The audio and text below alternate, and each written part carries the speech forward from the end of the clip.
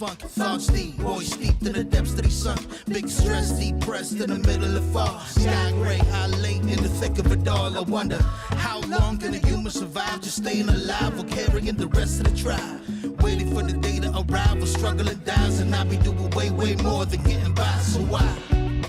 Cop myself a cup of coffee, sipping water in it softly, cleansing me of stress I hold. Hey, cop myself a cup of coffee, sipping water in it softly, cleansing me of stress I hold.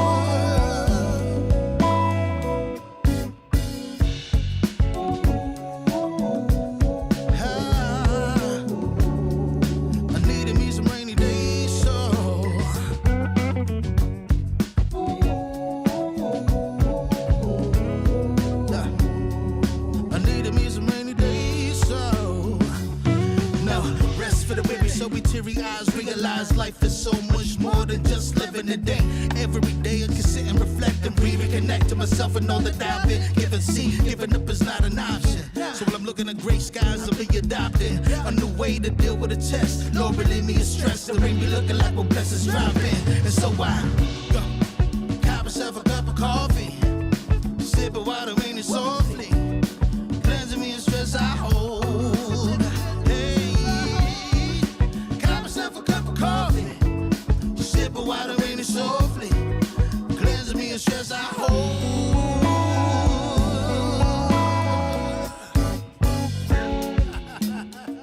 Hey, here we go. Yeah, let's do this. Y'all ready?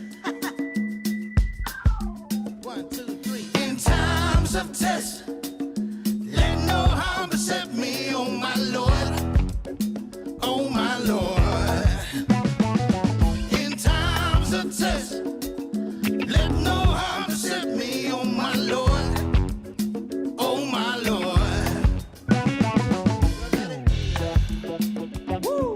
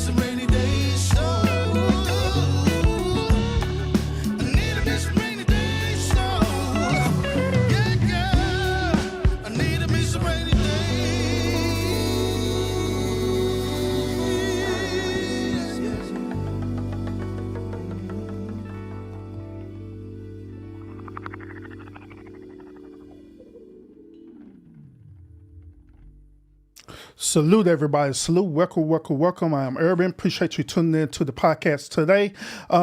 Today's show, we got another interesting topic that I'm going to cover today, y'all.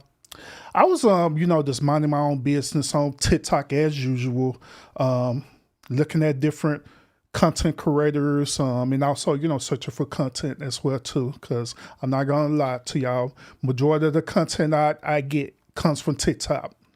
That's why, in a way, I kind of feel some type of way about this TikTok ban, because the TikTok is a huge source for information in real time, kid you not. So I don't know. I don't know if they're going to want to comply with this ban or not, but I know it's a bunch of bull crap. You know what I mean?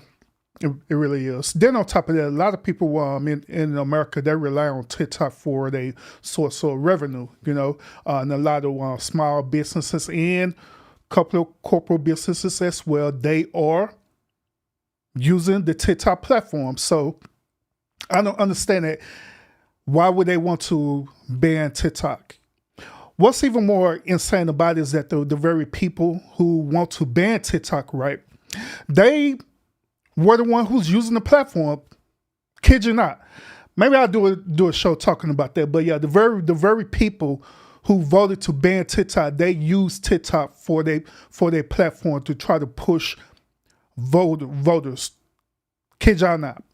But maybe I'll do a live about that. It is what it is. But anyway, I was minding my own business on TikTok, and I ran into this content creator, right? This particular content creator on TikTok, he believes that the late Kevin Samuels is actually alive and well today. Once again, he believed that the late Kevin Samuels is actually alive, y'all, and well. And to top it off, not only he's alive and well, he actually got his own TikTok channel. So we're going to review what this TikToker is talking about, right? And we also going to review the channel as well too, where this TikToker is referencing that Kevin Samuels is alive. And I want to hear what y'all got to say about this. Do y'all honestly believe that Kevin Samuels is alive or well? Do y'all believe what this TikToker is going to say when I present it to y'all? A lot of questions. And like always, I'm going to give y'all my perspective about it too. So without further ado, we think I'll jump into this content, y'all. Appreciate everybody tuning in. Make sure, everyone who are watching right now, make sure at the bare minimum, hit that like button. That's all I ask for. The bare minimum, just hit that like button. Because that like button do support the stream out a whole lot. And also those of y'all who are actual content creators, show your boy out. You know what I'm saying? I don't ask for much. Let's do that. Because it helped the channel out a whole lot. Appreciate that. We got Gary in the chat. He said, Herbert, what's up with it? Good morning. Good morning. Salute to you as well too, sir. Salute. But without further ado, let's go and jump into this. Is the late Kevin Samuels alive and well? Let's find out, y'all. Let's find out. I'm sure we all know Kevin Samuels. Well, what if I told you that he is still alive, you guys? We are all familiar with Shakespeare's quote that goes, "All the world's a stage and all the men and women merely players." And this list does not exclude Kevin Samuels. He is one of them as well. You see, the reason why they go through these type of things is because of energy harvesting, you guys. You see, there's a reason why certain people go viral and there's a reason why certain people are famous. It's all in the family. You really think they're just gonna let anybody inside of the family, you guys? Come on. There are rules and regulations to this game, and you must abide by the rules or you will be removed from the game. So what these people like to do is they like to present you with an individual, they put it out there, make him go viral, and he's a public figure, and then they like to take him away. They build him up, break him down, and remove him from you. At this point in time, spiritually speaking, your emotional body is attached to this individual because this person is getting so much notoriety in a sense. So when something detrimental happens to this individual, this affects you on an emotional level, on a spiritual level.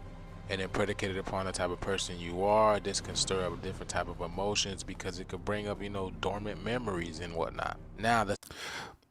Now, so far, what do y'all think about his point of view on this?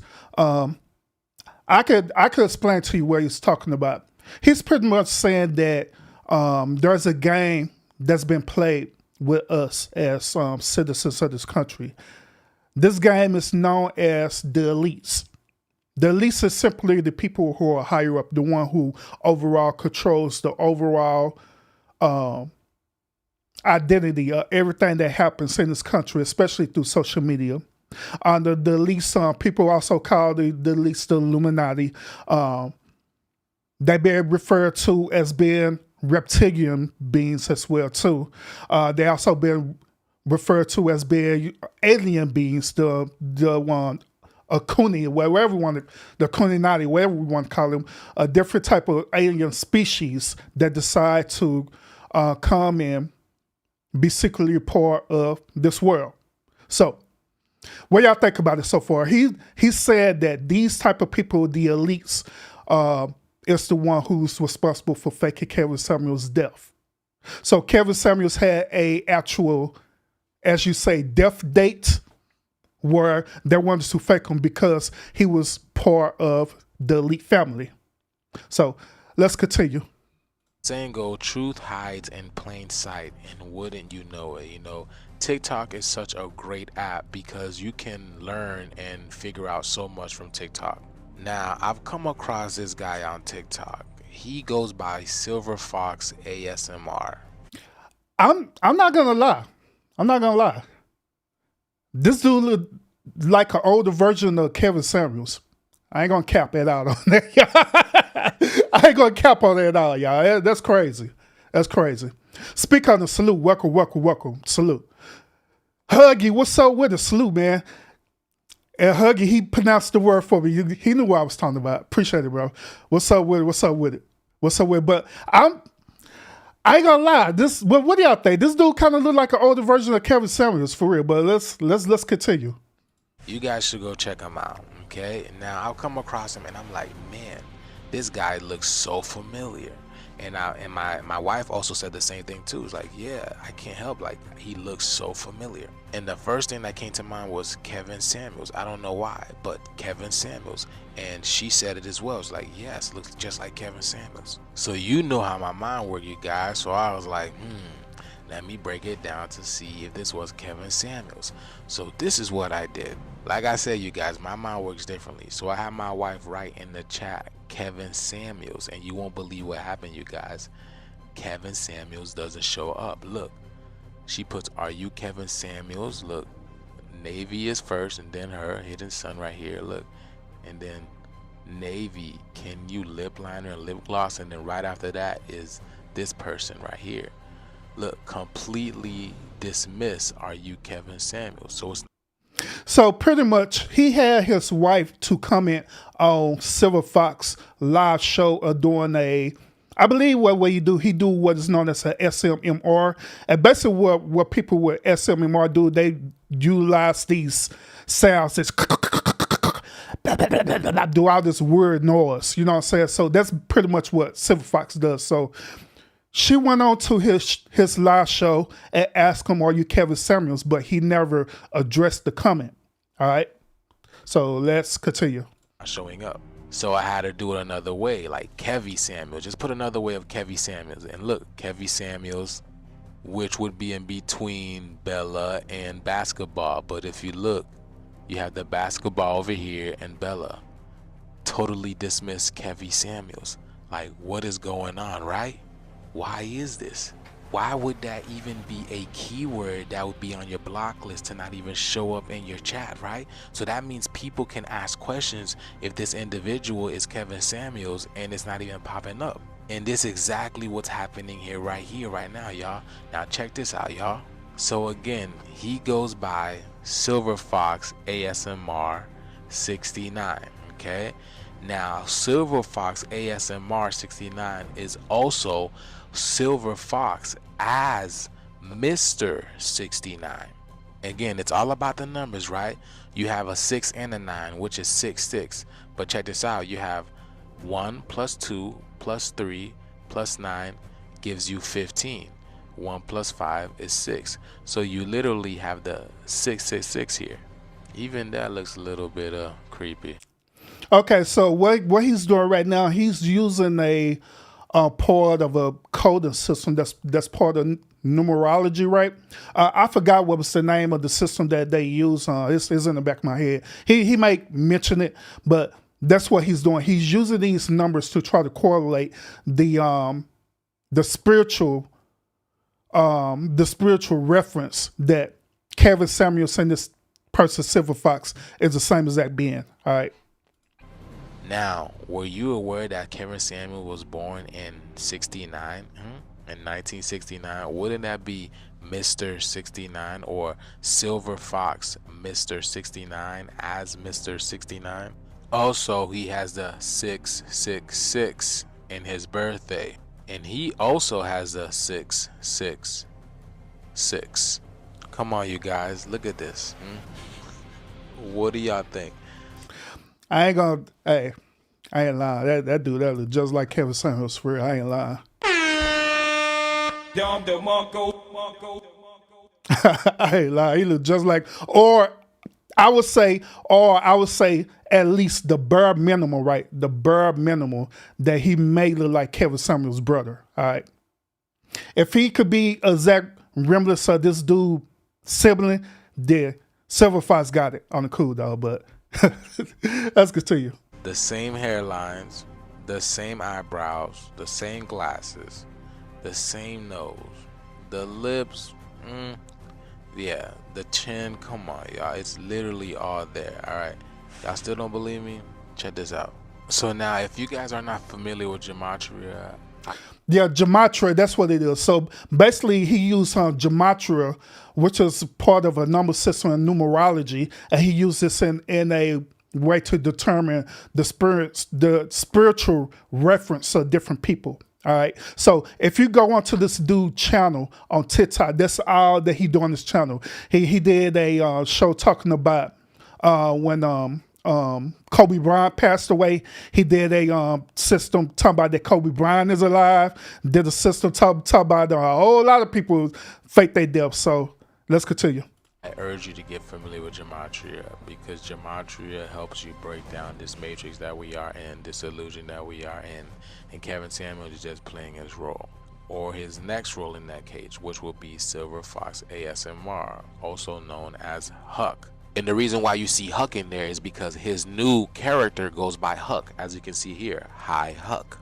Now, as you can see, Kevin Samuels gives you 7, Kevin gives you 7, Huck gives you 7 in one cipher. Also, look, 4 plus 3, 7. 2 plus 5, 7. 1 plus 6, 7. 6 plus 1, 7. 2 plus 5, 7. 1 plus 6, 7. All in the same ciphers. Kevin Samuels, Kevin, and Huck. Now, I told you it's about energy harvesting, right? Because energy harvest gives you 77. But it's 7-7 completion, right? So energy harvesting plus Kevin Samuels is 777. Energy harvesting plus Kevin is 777. Energy harvesting plus Huck is 777. Literally telling that these individuals are energy harvesting you. Now, the only difference between this guy and this guy is Kevin Samuels, he projected his voice, so it would be very discernible if you heard it again. So what Huck is doing, he's doing ASMR, so now he can't project his voice, meaning you can't figure out if he's actually Kevin Samuels or not. Now, the reason why this... I'm not gonna lie. When I went on to Silver Fox channel, that dude do not speak at all, period. He just do that straight SMR, which we're going to go on this channel, by the way, too, y'all, where we are. But I don't think I heard this dude speak at all, y'all. But we're going to find out. We're going to dig deep into this rabbit hole. But so far, how do y'all feel about this? How y'all feel about what we're talking about, that these type of beings do what is known as energy harvesting? They're harvesting spiritual energy, so they could be live and well and do whatever the hell they do on this planet. How y'all feel about that? Do y'all want to agree with that? Do y'all disagree with that? How you feel about that?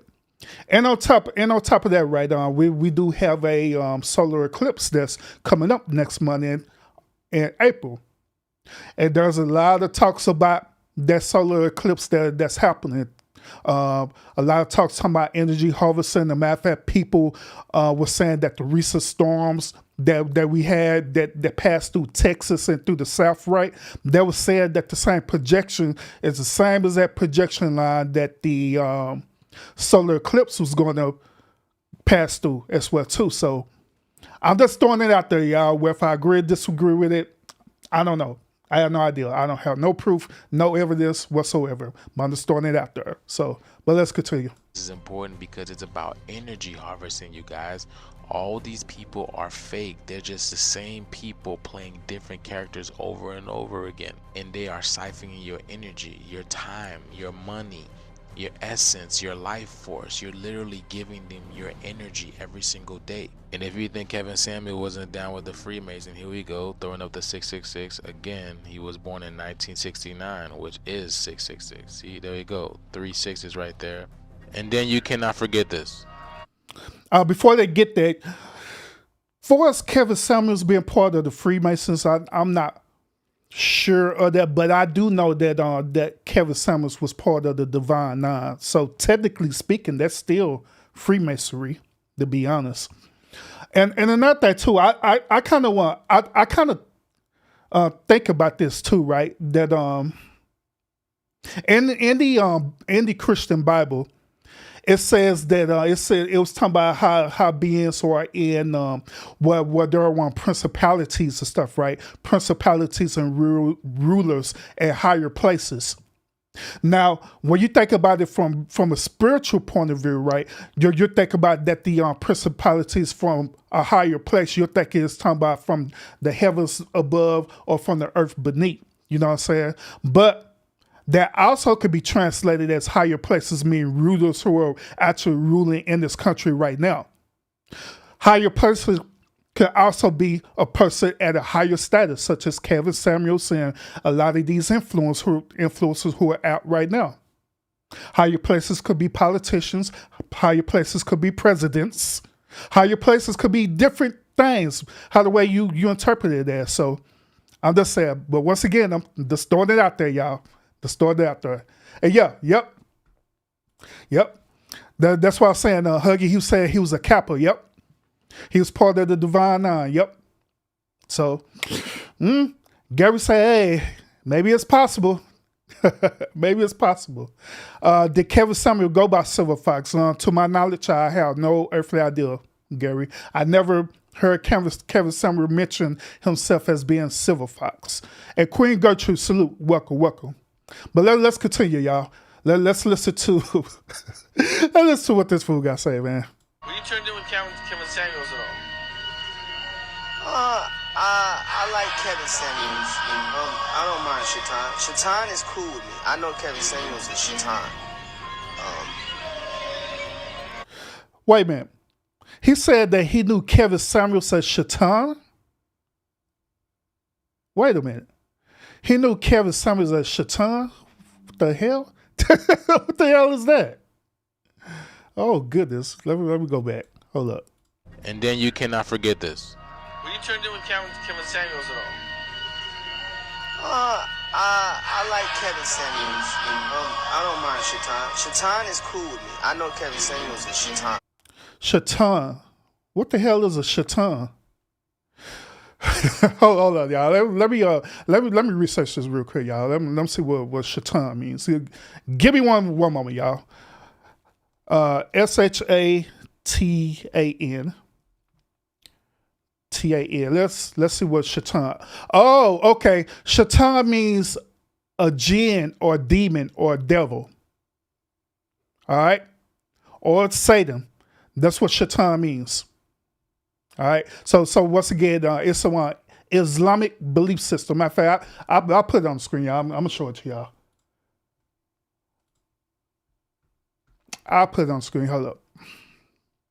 So it's this what you're talking about, right? It's an Islamic mythology. It's a unbelieving class of a jinn, which a jinn is basically a genie. Okay. Or it could be also translated as spirits. It's also named Iblis, the devil, when it's performing demonic acts. So, I don't know, y'all. I don't know. And we're going to get to this part in a minute, but let's listen to this. Shaitan's cool with me. He's very controversial. He is very controversial. Yeah, he's cool. About his views on women and... Yeah, well, I just can't. I don't get what people that fake their deaths, bro. I'm sorry. That's why they want my ass dead. I'm not gonna sit here and play with you. Did you guys hear what he said? He said he don't mess with people that fake their death. Now, look at these two guys again, you guys. Wait a minute. He said that? Hold on. Let's go back, y'all. Because I didn't hear it. I don't give a that's fake they deaths, bro. Oh, he did say that. Wow. He's very controversial He is very controversial. Yeah, he's cool.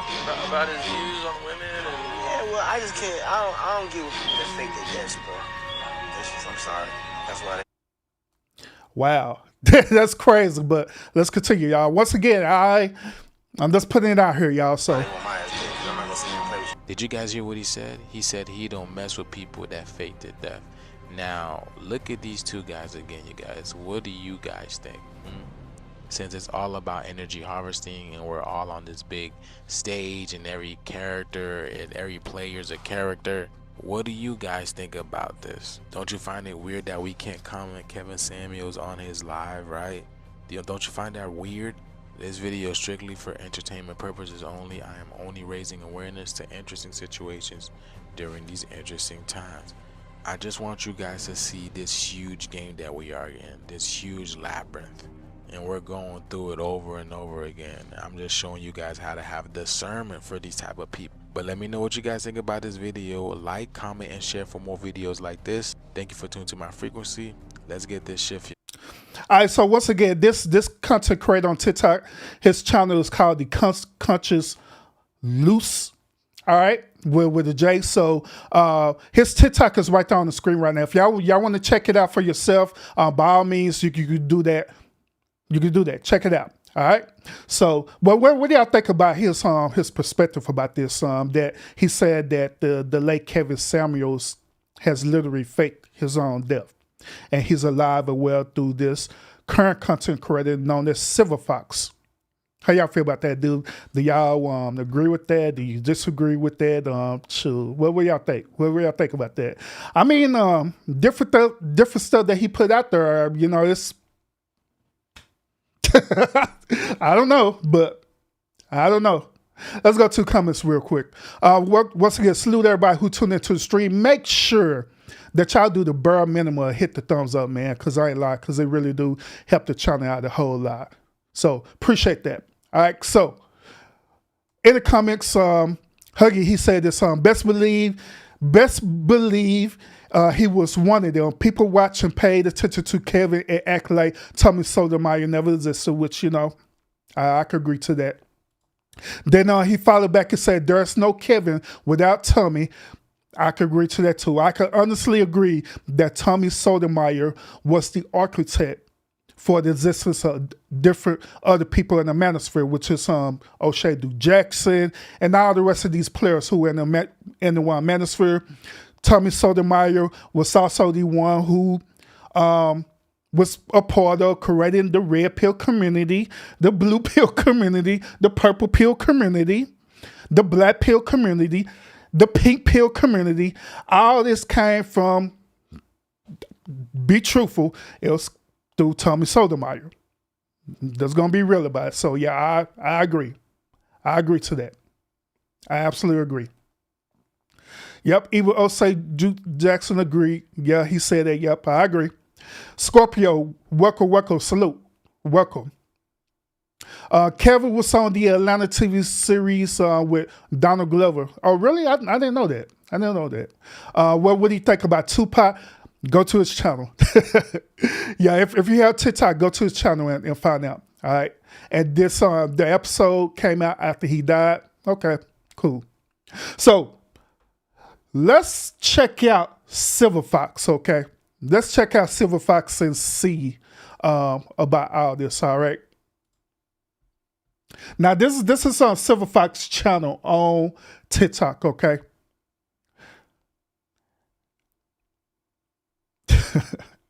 I ain't gonna lie, y'all. This weird as hell, y'all. This is weird as hell, but let's check it out. Let's go to the channel, check this out.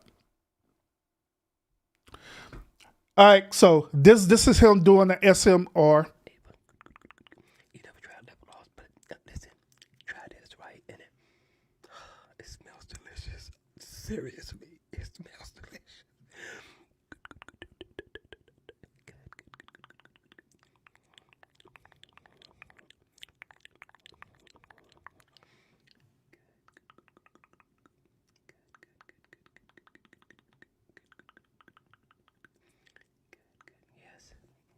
positive Mary.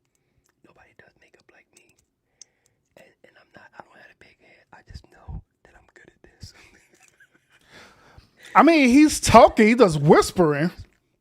And I know in order to be good at this and ASMR makeup, I had to do my homework. Nikki, I left this. So first of all, I don't understand why people do this SMR on TikTok. I just don't get it. I'm not a fan of it. I have tuned in to other people who do this as well, and it is weird to me. It is so weird.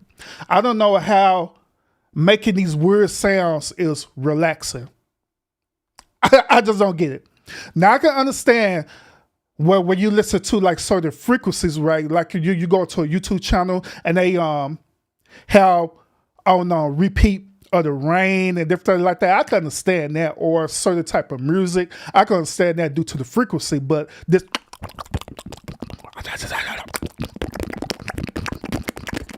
that shit sound weird as hell, y'all. It sound weird as hell. I almost know it help me spit it in my own mic, bro. It's crazy. It's crazy. But I ain't gonna lie, when you go through his TikTok, it's, like this picture right here, this I ain't lying, this dude kind of like Kevin Samuels, man. I see a great man. Look in the mirror. I see a great man. I ain't lying. It's kind of crazy, y'all. He did a SMR with this lady. Hold on, here it is right here. Check this one out, y'all. This right here crazy as hell. Kissing you to sleep.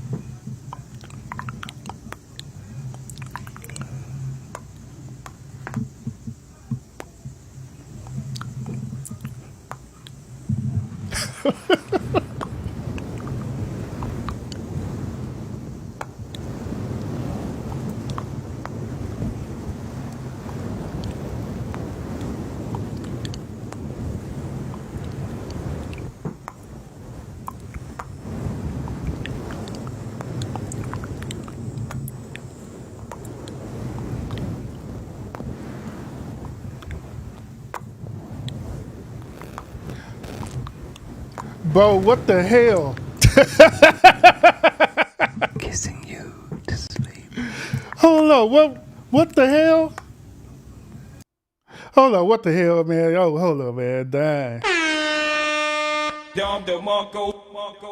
Man, I ain't She set up here tripping for real, dang, man. Man, what the hell?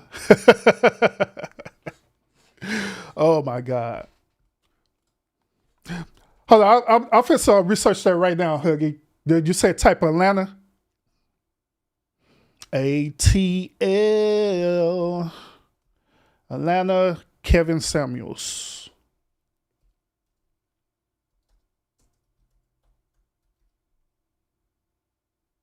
Oh. Okay. Oh. Hey, I'm gonna show y'all. Hold up. I'm finna show y'all. Let me switch screens.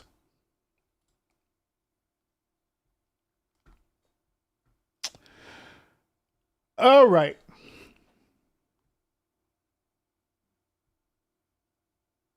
Is this the right dude? Is this Kevin Samuels? It said born 1965, died Mayfield 2022. I guess it is him.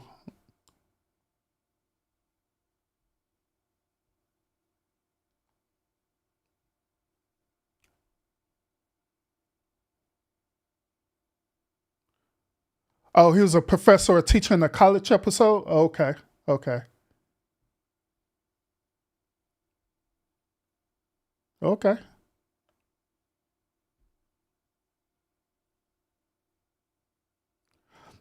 I mean, it's him that said he was divorced and had one child. When did Kevin Samuels die? Oh. Oh. I did not, to be honest with you, I did not know this at all. I didn't know that Kevin Samuels dabbled in acting. I did not know that. But he got receipts right here. The show Atlanta, he was in the music video Worst Day. Well, I know about this with Future. He was in this Intellectual Scum short analysis. What the hell is this?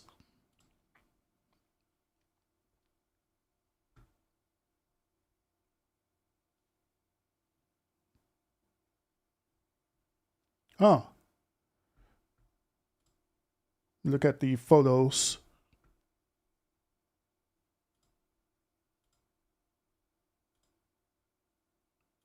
Well, it don't show nothing else other than this bull crap.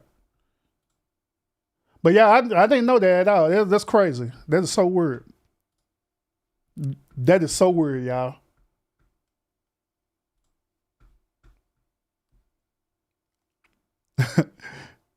All right. So let's go back. Let's go back to the chat, y'all. But yeah, I didn't know none of that.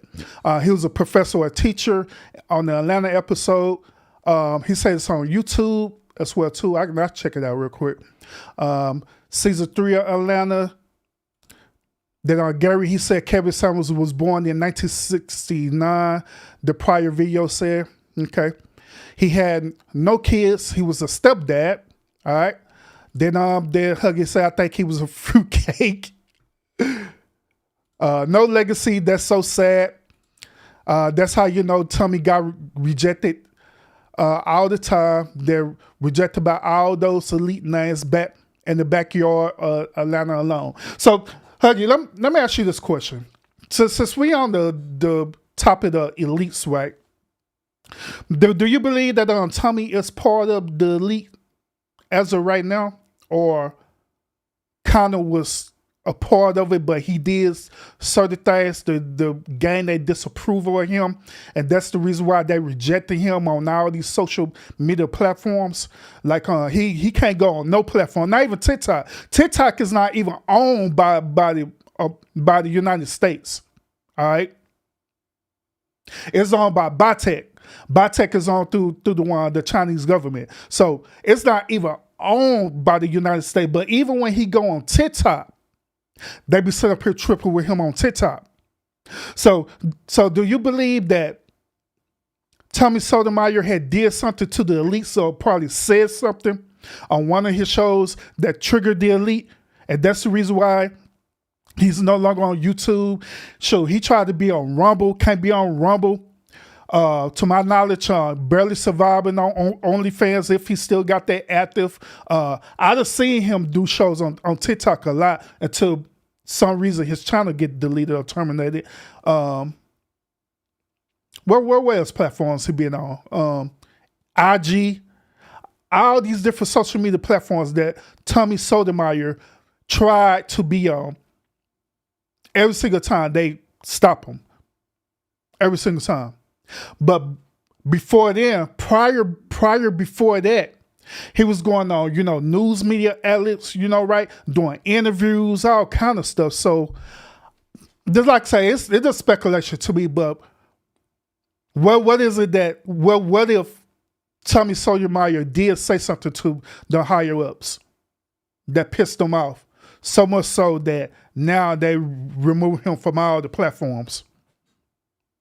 Because I don't think that people have that much power to, whenever he show up on any type of platform, that they could immediately get him banned on there like that. It got to be somebody in higher places that is doing that, to be honest. Yeah, he said Tommy is only accepting on Rumble. Yep. Because that's really the only platform a lot of people could go on now. Because Rumble don't have all them type of control like the rest of the social media platform does. Kevin never being flagged or removed. Well, accepted versus Tommy being censored for decades, which is true. Which is true. You said we take a calls. We take calls. I put it up. Matter of fact, because I'm not kind of curious to hear your take on this. All right. Yeah, we take calls, all right. And so, but what I do, I drop the link, and you don't have to cam up, but I will see you, but I'm not going to put you on camera, all right. Yeah, I'll see you on here, but I'm not going to put you on camera.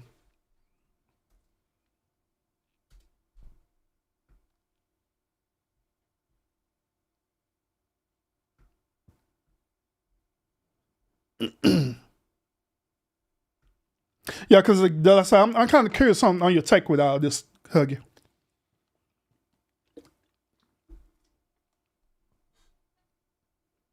Now, for us, this whole faking Kevin Samuels' death, and I don't know about that. I don't know about that at all. It was, I have no idea. I don't know what to say about it. Normally I'll have a perspective about it, saying, where I agree with it or I disagree with it. But honestly, this particular situation, I have no earthly idea. All I'm doing is presenting it out there to y'all. That's it. That's all I'm doing. That's all I'm doing. Urban, I need you to practice coming on Scorpio, I do go on panels. I just don't have people coming on to my show doing panels. I go on panels. I go on panels on other people's podcasts. Sure do. I sure do.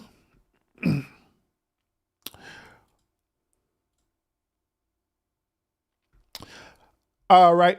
Y'all, I'm finna break you up right now, Huggy. Give me 1 second.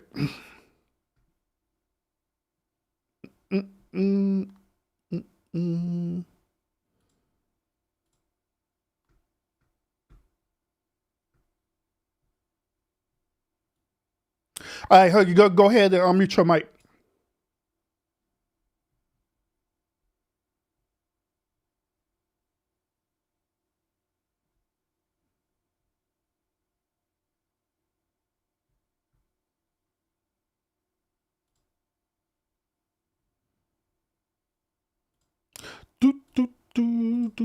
Do.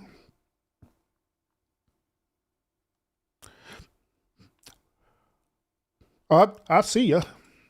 Yeah, I got you assigned. Yeah, that's how I don't want. Hold up.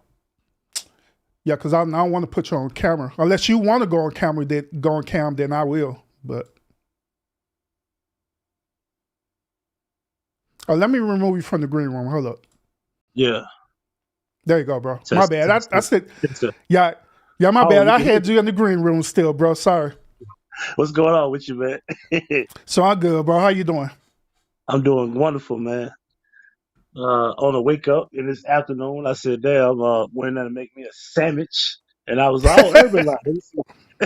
Let's see what's going Yeah. on. So to make sense of this is I've been watching, I could go way back to like Sergeant Willie P. Days and Rick Scorpio, the Black Authority. Jason Black used to be a red pill guy. Mm-hmm. I could go way back, man, 2012, 2011, 2010. David Carroll. These are like names that like around the era of Tommy's up, coming up at the moment. But I always said that when Tommy was the one that kind of took off, it was then I said, whoever comes in and replace Tommy, because Tommy couldn't keep a voice for nothing in the world. And the same as Sergeant Willie Pete, the same as, many other people like David Carroll and everybody else. I said, whoever come in and take this message mainstream, they're the selected ones. Because it was never a mainstream avenue. No matter what you did, you never blew up. You know what I'm saying? You didn't go past YouTube. You know what I'm saying?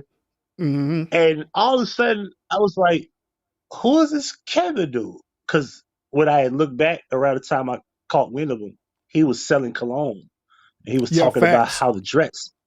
Yeah, and then it was like, and then all of a sudden he just switched his message around. And I was like, okay, this is kind of a familiar thing. You take something, you grow on it, and then you build on it, and then you go into a whole other avenue. And don't get me wrong, he looked good doing it.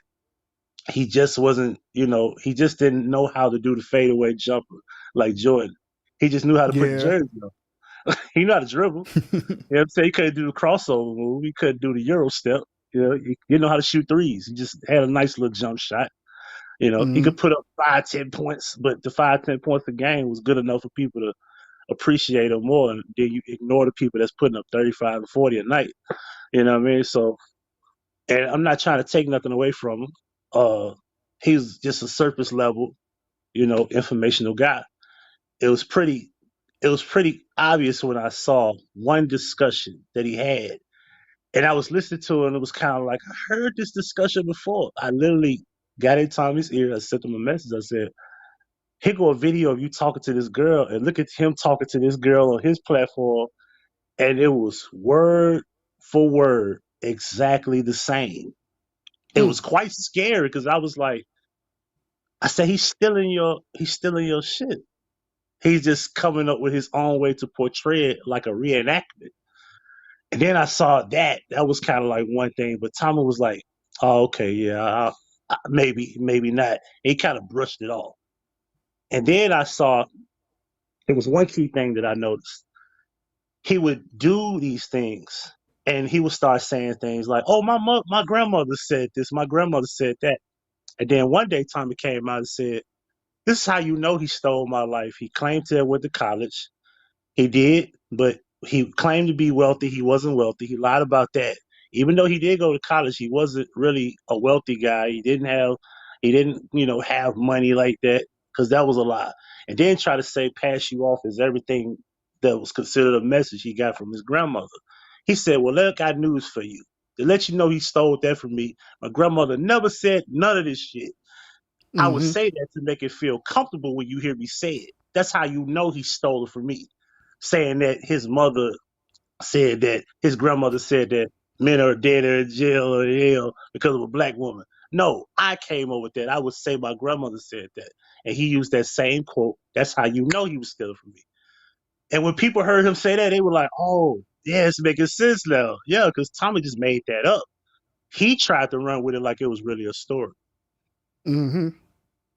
But Tommy's downfall was the J word. I can't say the guy top hands. I can't say it Yeah. on your platform. It was him mentioning the Hidden Colors platform from Tyreek, and he said that why haven't they mentioned the J word people involved in the European slave trade? And all he was saying is you had 3 chances to do that. You on your third platform. You on your third version of your documentary. You had mentioned that. And ever since he just mentioned that, it wasn't like he was being insulting. He just asked a generous question, like, why haven't they mentioned that in Hidden Colors? And Hmm. Tyreek went off on him. And then he became the crispy guy. And then he made a crispy puppet. It just, he went totally like in on him because of that question. And then I was the one that went back and looked at the what they call the credits. And I saw all those Hmm. Birds and Steins and all those different people that was involved in the making of Hidden Colors. And people saw it for what it was and said, "Oh, so anytime you're in the pocket with these particular people, you are a part of the elite.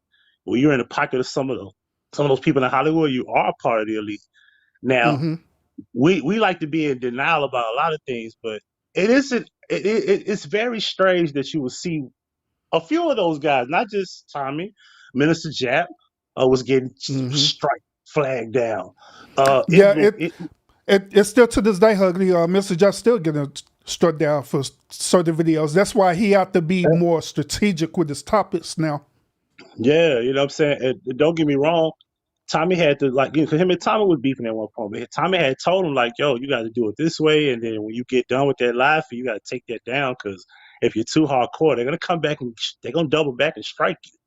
So he taught him how to, break it down, do it over here, put it on this, platform, and then bring it over here, you know.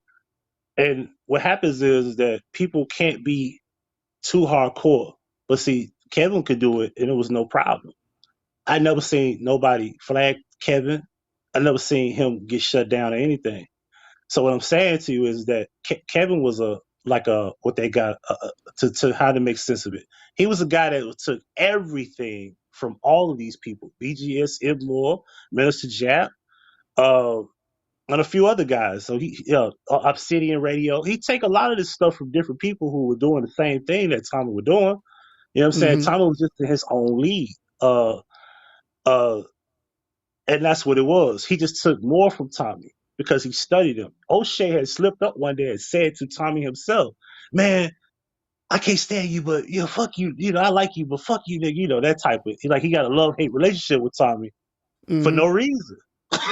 It's like no Yeah. reason. You ain't got no real reason. Like, bro, the man, if you studied him and you sat here and said, well, me and Kevin, man, we would go on, man, we go sit up and watch Tommy. Yeah, basically you telling the world you studied him and you just became Tommy, but a little more polished with a suit on. Because everything that looked good always sounds better. And I used to Mm-hmm. tell Tommy that. I said, Tommy's back end downfall to being on that level was he would pay too much attention to the trolls and he would take the energy away from the show and it ruins the quality of the show. He was great at the quality he presented. It's just he would get sidetracked. And a lot of times that would be a big deal. Or he would address people that he shouldn't have been addressing. That's why Kevin progressed. He didn't address none of the trolls. He didn't address nobody talking bad about him. He kept going. He continued. And he ignored, at best, he ignored Tommy. Because Tommy was eventually had caught wind of it because people were saying, you were sounding like Kevin. And he had to say, hold up, no. How you gonna say I sound like him? You sound like me. Taking my shit. I remember that. I remember that. I actually did a show talking about that. Right. Like years and ago.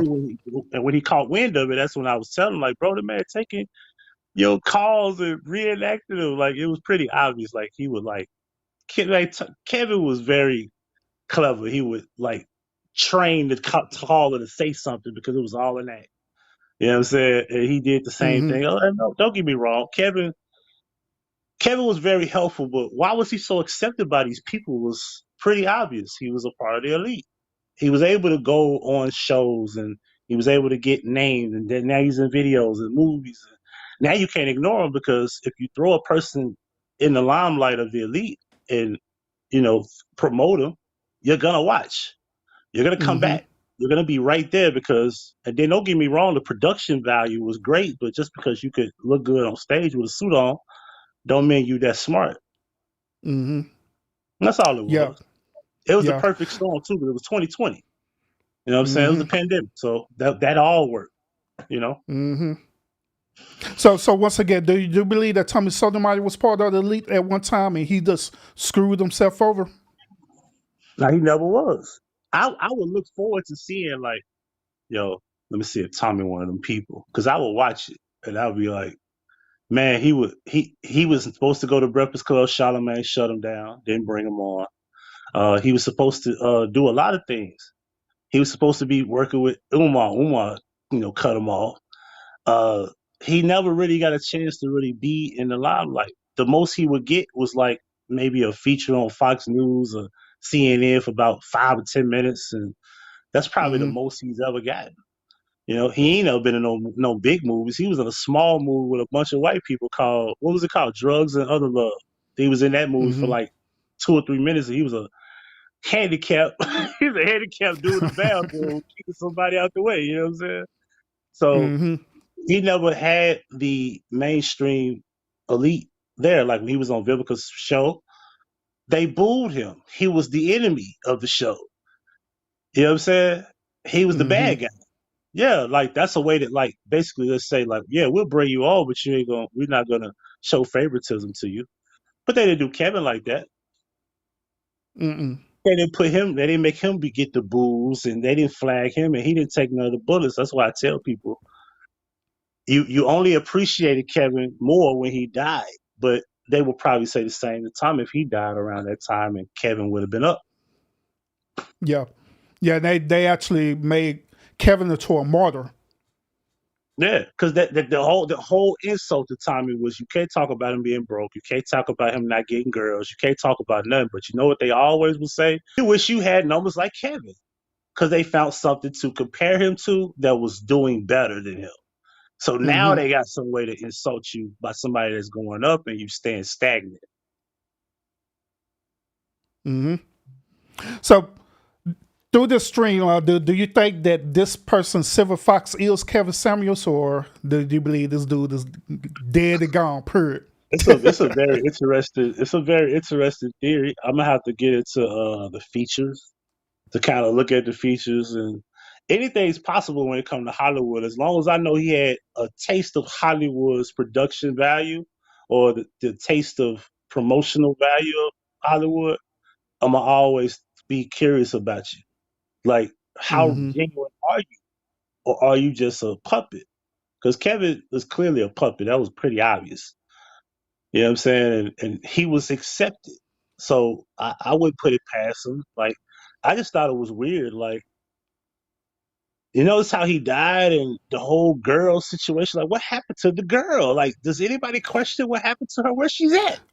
She actually was on Dennis Sperling show, I think last week. Last week she was on his show. Mm-hmm. Yeah, but she Has wasn't she counted ever up, but she was on the show. Oh yeah, I don't trust him either. He's an attorney, a big name attorney in Houston. I don't trust him. I'm sorry, I ain't trying to throw you in the middle of nothing. I don't got no problem with him either. I just don't trust him. Like, Mm-hmm. I'm gonna tell you this much. I don't trust nobody that considered to be close to him like that. To the point where I'll say some names. Melanie King, she was fake crying. I remember her. Mm-hmm. Dennis Sperling that's all he talked about when he died. Everybody that was close to him, O'Shea and and all these people, you can't trust them because they all are part of the game. It's not by accident that at the time when he died, it's like they had a group of people that was so close to him. So who are you to bring this girl on your platform, right? And she still has not addressed or shown who she really is. Because how does a girl get that close to Kevin and not have sex with another Kevin somewhere all this time to where you don't know who she is?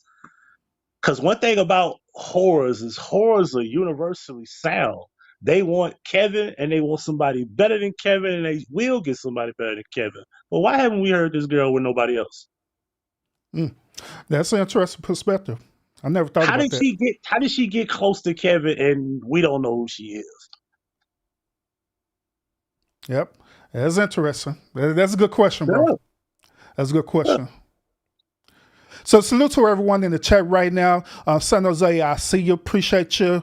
RJ Kobe 3, what's up with it? Responding back on Lihor Coden is the president of YouTube. That's the what's that? Muster, my guys. I don't know what the hell they say. Then Colin, the man who controlled niggas in the music industry, was assigned niggas on YouTube. Okay. I know you're talking about Leo Cohen. Yeah. He's spelling it wrong, but I know exactly what you're talking about. Leo Cohen, that's the one that started Universal. He was an A&R Universal, CEO of Universal at one point. And he's the one that came up around the Def Jam era, like when DMX, Ja Rule, Jay-Z, he was around that era. But I think he's still vocally around in the industry.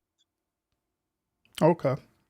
Yeah, it's kind of like when I saw Kevin, like Kevin was working with Future, T.I., in Donald Glover's TV show. Like, Tommy's from Atlanta. Kevin is not. How are y'all ignoring Tommy as if that dude ain't right there in the middle of y'all city? You know what I'm saying? That's just like, how, let's just say, I'm going to put it this way. You know how Dolph was like the big artist in Memphis, but he wasn't majorly programmed or promoted like that? And then when he passed, it was like, oh my God, like Dolph, like, bro, y'all didn't really fuck with dude like that. Let's just keep it real. Like, far as the industry is concerned, they didn't really fuck with dude like that. Like, a lot of people kind of like brushed him off, like, because he didn't have the big machine. You know what I'm saying? Yo Gotti had the big machine. Everybody else had the big machine around them. It's like that with Tommy. Like, Tommy was like independent. Like, he didn't have a crew. He didn't have a clique. He didn't have a program director. He don't have an editor. He does everything by himself. So, trustability, I know Kevin to do all that by himself. You don't get that big by yourself. Hmm. So I'm questioning the end game with Kevin Samuels because we know that he talked about a lot of manosphere topics.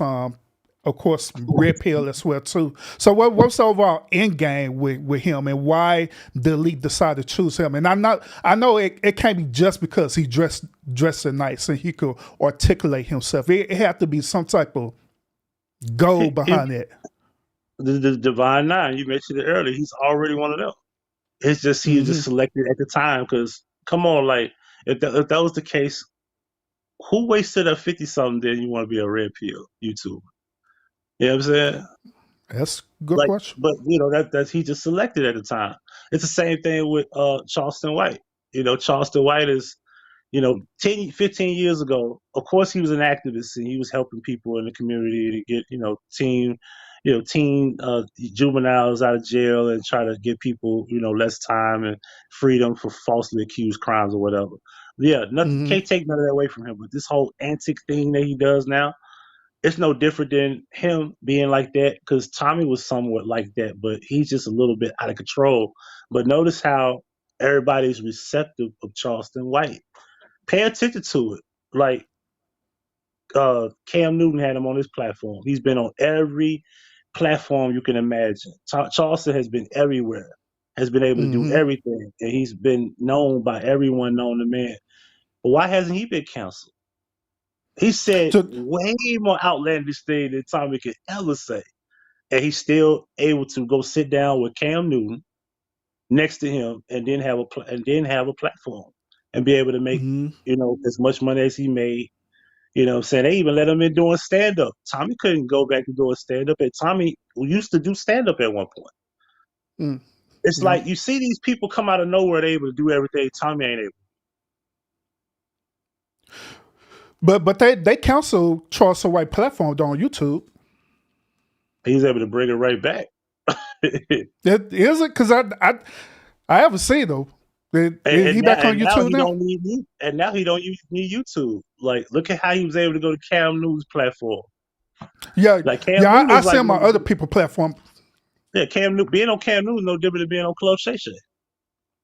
And sooner or later he gonna be on Club Shay Shay. Give him time, he'll be there. He'll be sitting right there across the cherry shop, and you'll be wondering, like, bro, what did you earn to get here? Who has replaced Kevin? Who has replaced Kevin? I think it was Fresh and Fit. Fresh and Fit average about 20,000, 30,000 a night. Easy. And they've been canceled off YouTube to the point where they have to go to Rumble. And sometimes when they're live, they have to cut the YouTube stream off because certain things they want to say, they have to cut it off, and then they go to Rumble, and then they just go a little bit more raw, and they say a little bit more than they say on YouTube. But they got demonetized off YouTube. Yep. When you get demonetized, that's the ultimate cancel. You can't make no money. Exactly. The one thing you get out of revenue is clicks and views. That's it. No monetization whatsoever. Yeah, so it happened. It happened to them too. And I remember around the time of the pandemic, that Kevin was mad at them because they were going live on their particular time on Kevin's time frame. And I'm like, y'all don't own Monday night, Wednesday night, or Friday night. You know what I'm saying? You go live, we go live. May the best man win. We ain't in competition, but Fresh and Fit wasn't moving off their platform. They do whatever they want to do, and they did it whenever they felt like it.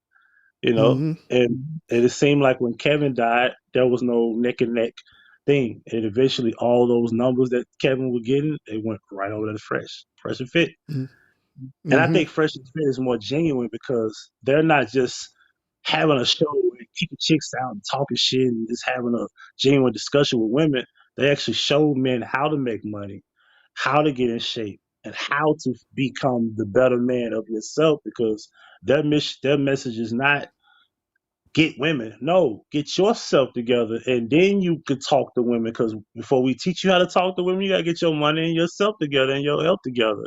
etc. Then we'll teach you how to talk to women and understand what women are about. So that's one Yeah. thing I can say about them is that their platform is not strictly about just getting women. hmm See, the thing about it is people see the clips and they misinterpret the overall message or the overall movement. Oh, speaking of which, Huggy, are you familiar with all the pills and the meanings behind it, the red pill and all them? Uh, Let me say the manosphere. Okay, so the manosphere started off as the black manosphere, and that was started by O'Shea Jackson.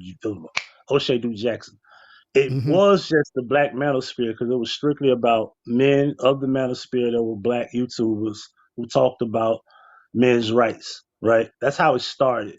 It started by O'Shea Duke Jackson, and then eventually a lot of people that came up under the umbrella with O'Shea Duke Jackson, they started forming an idea of what Red Pill was about, and it was people that took the pill of truth or the pill that the righteous one, which is the understanding of what life is really about when it comes to men. That's why they call it hmm the red pill. It was never called a red pill movement. It was never called that. It was always the black manosphere. And they took the black off when it became mainstream. See what happens when some things go mainstream? Look at how they did the passport bros. When it became mainstream, they start calling them sexual predators. They start calling them hmm traffickers, people trying to get the men trying to get women from other countries to America. That's a form of trafficking in a way, even though hmm it's not, because back then, if I met a chick in China and she loved me long time, she came back to America. It wasn't called trafficking. She just liked me and she wanted to come where I live. And I got her a green card and it was okay. So now it's called hmm trafficking. You know what I'm saying? It's weird, you know. Things have hmm changed, over time. Yeah, yeah, facts. It's no different from but where you go to Africa, right, and you decide to bring a woman from Africa to America, and they want to be legalized citizens, Yeah, right, you give them and a you end green up getting card. married. Yeah, as long as you do everything according to that. Now, if you're trying to say it's trafficking, I think it's shameful because I did some research about my city. The lady named Georgia Tan. You look her up.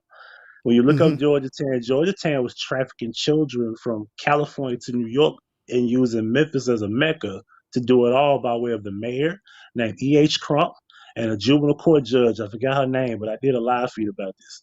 The juvenile hmm court judge and the mayor was the reason why all this was possible. And this was in between the 30s and the 50s. We talk about an early, way pre civil rights movement from that era all the way down. Can you imagine what they're doing today? They're probably doing it by probably hundreds.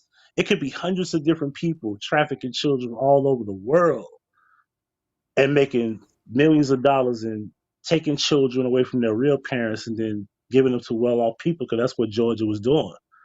hmm Georgia was taking children from the neighborhood. She would pull up in a shiny car. They would get in her car, and the parents would never see their children again. And those children go to rich people, and they become adopted by them. Or she would use children who like were at the hospital. Let's just say they had a cold. They would take the kids and they would remove them from the home and say that the kid parents were unfit because they got sick, and they would never see those children again. They go off in the system. And the next thing you know, they go to parents who had money, and next thing you know, the children belong to them. hmm The Yeah. system you talking about the foster care system? Uh huh. Yeah. But the Mm, lady named Georgia Tan made millions of dollars doing this, kidnapping mm. children and giving them to rich parents around the world. Yeah, I mean, when you think about it like that, they put them in a better environment than the current environment that they was in.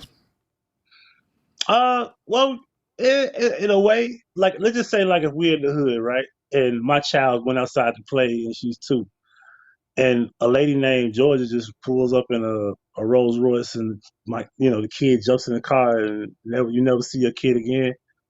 That's hmm kidnapping. Yeah, You know what I'm saying? yeah. Technically, it is. I Yeah, still think legally, it's that's strange. what it is.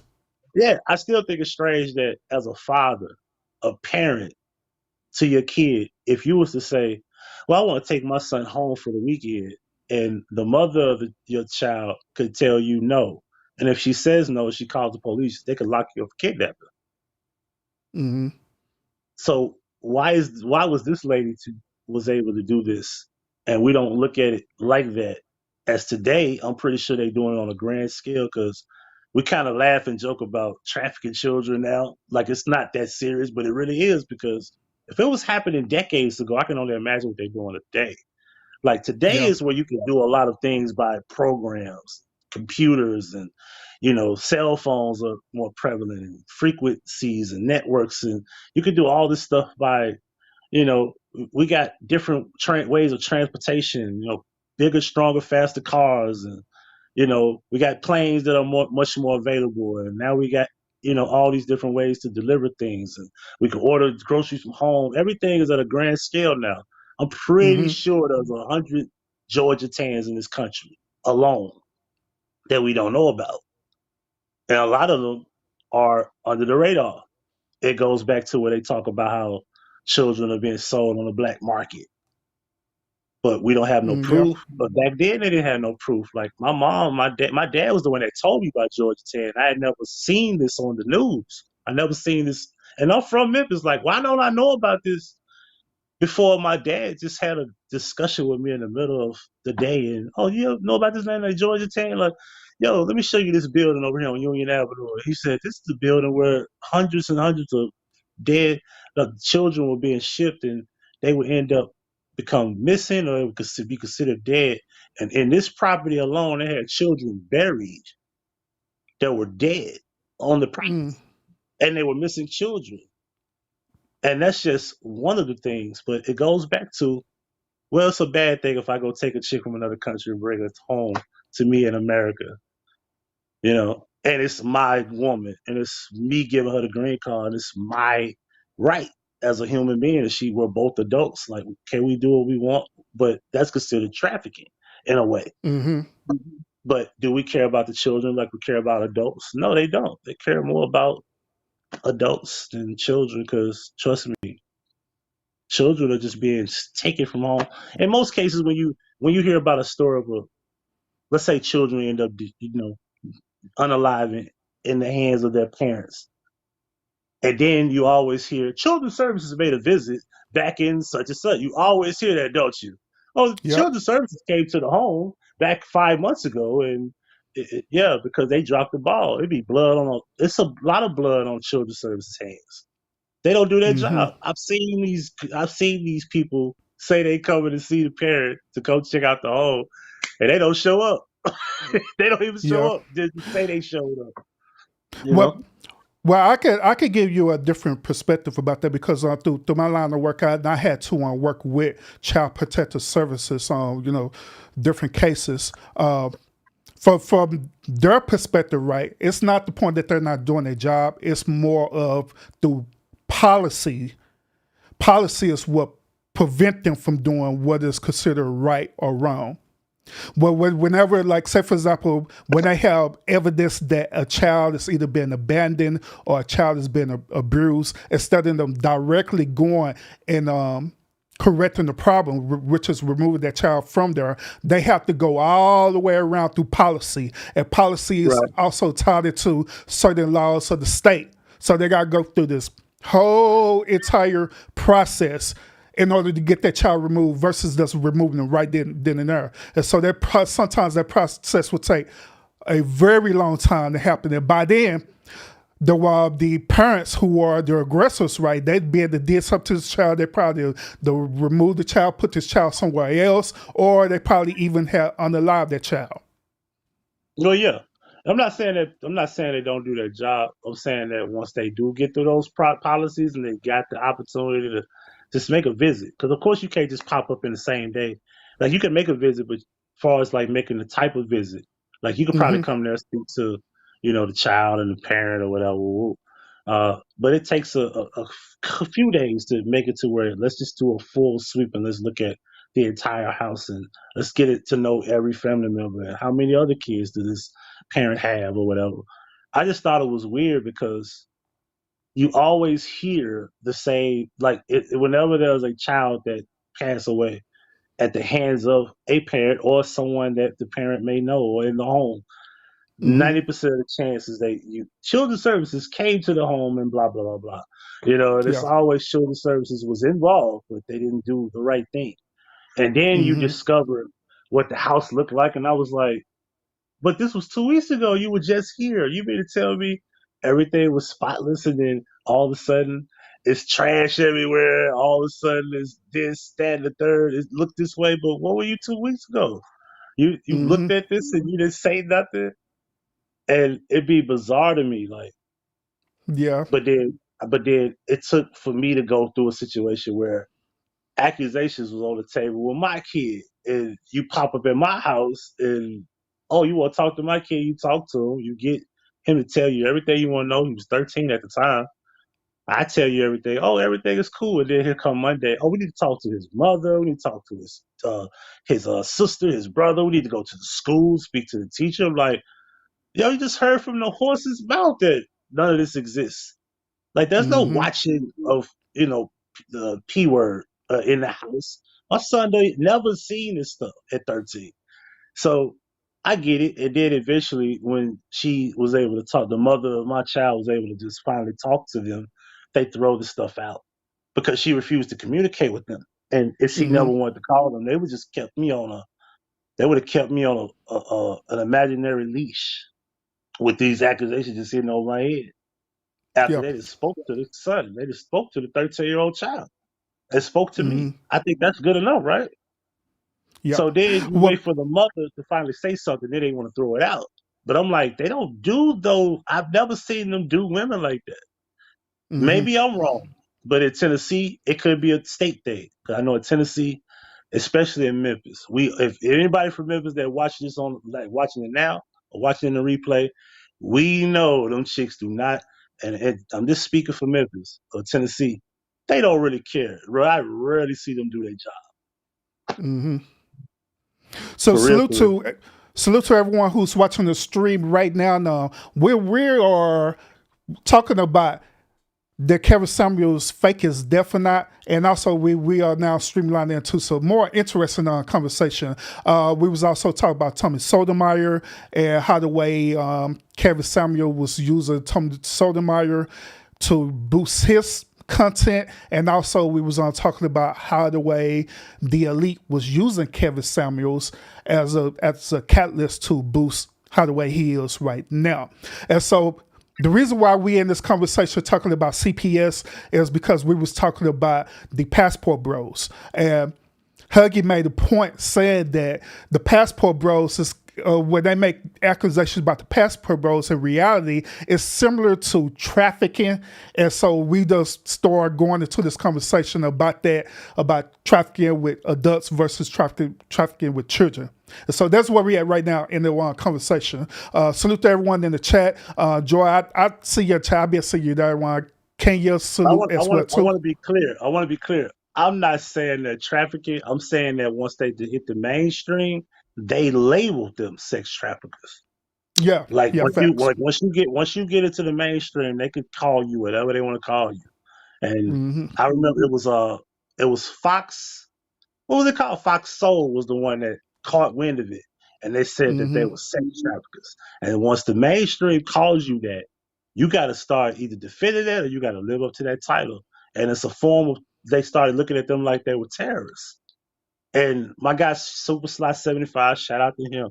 He said that you don't want the attention of the mainstream because they can label you what they want to label you. And lo and behold, that's exactly what happened. They got labeled sex traffickers and terrorists, going to other countries to get women. When in reality, as men, we shouldn't even be talking about us going to get women on a plane by way of a passport. You get your ass on the plane and you go meet your chick and shh. Keep your mouth closed. You don't gotta tell the world you're a passport bro. You can say I'm a passport, because I'll tell them, like, if I was a passport bro, we're speaking codes. And I'm a passport bro, man. Me and Irvin, we going to London to just conduct business and see the culture. And then behind the scenes, we get with some chicks. The public don't need to know we're going to see some chicks in London. Let's just go do business, have our business, and they don't need to know what we're doing with women. You're not supposed to kiss and tell, no way. That let me know Mm-hmm. how corny these dudes were. Like, why would you label yourself a guy going to a country to get a woman?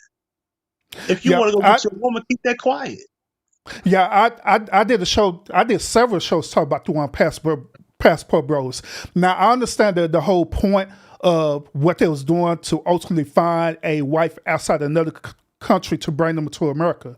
Nothing wrong with that, but at the same time, they need to understand, just like what you were saying, that people was labeling them going there to have sex with other women and Yeah, doing all this other weird stuff.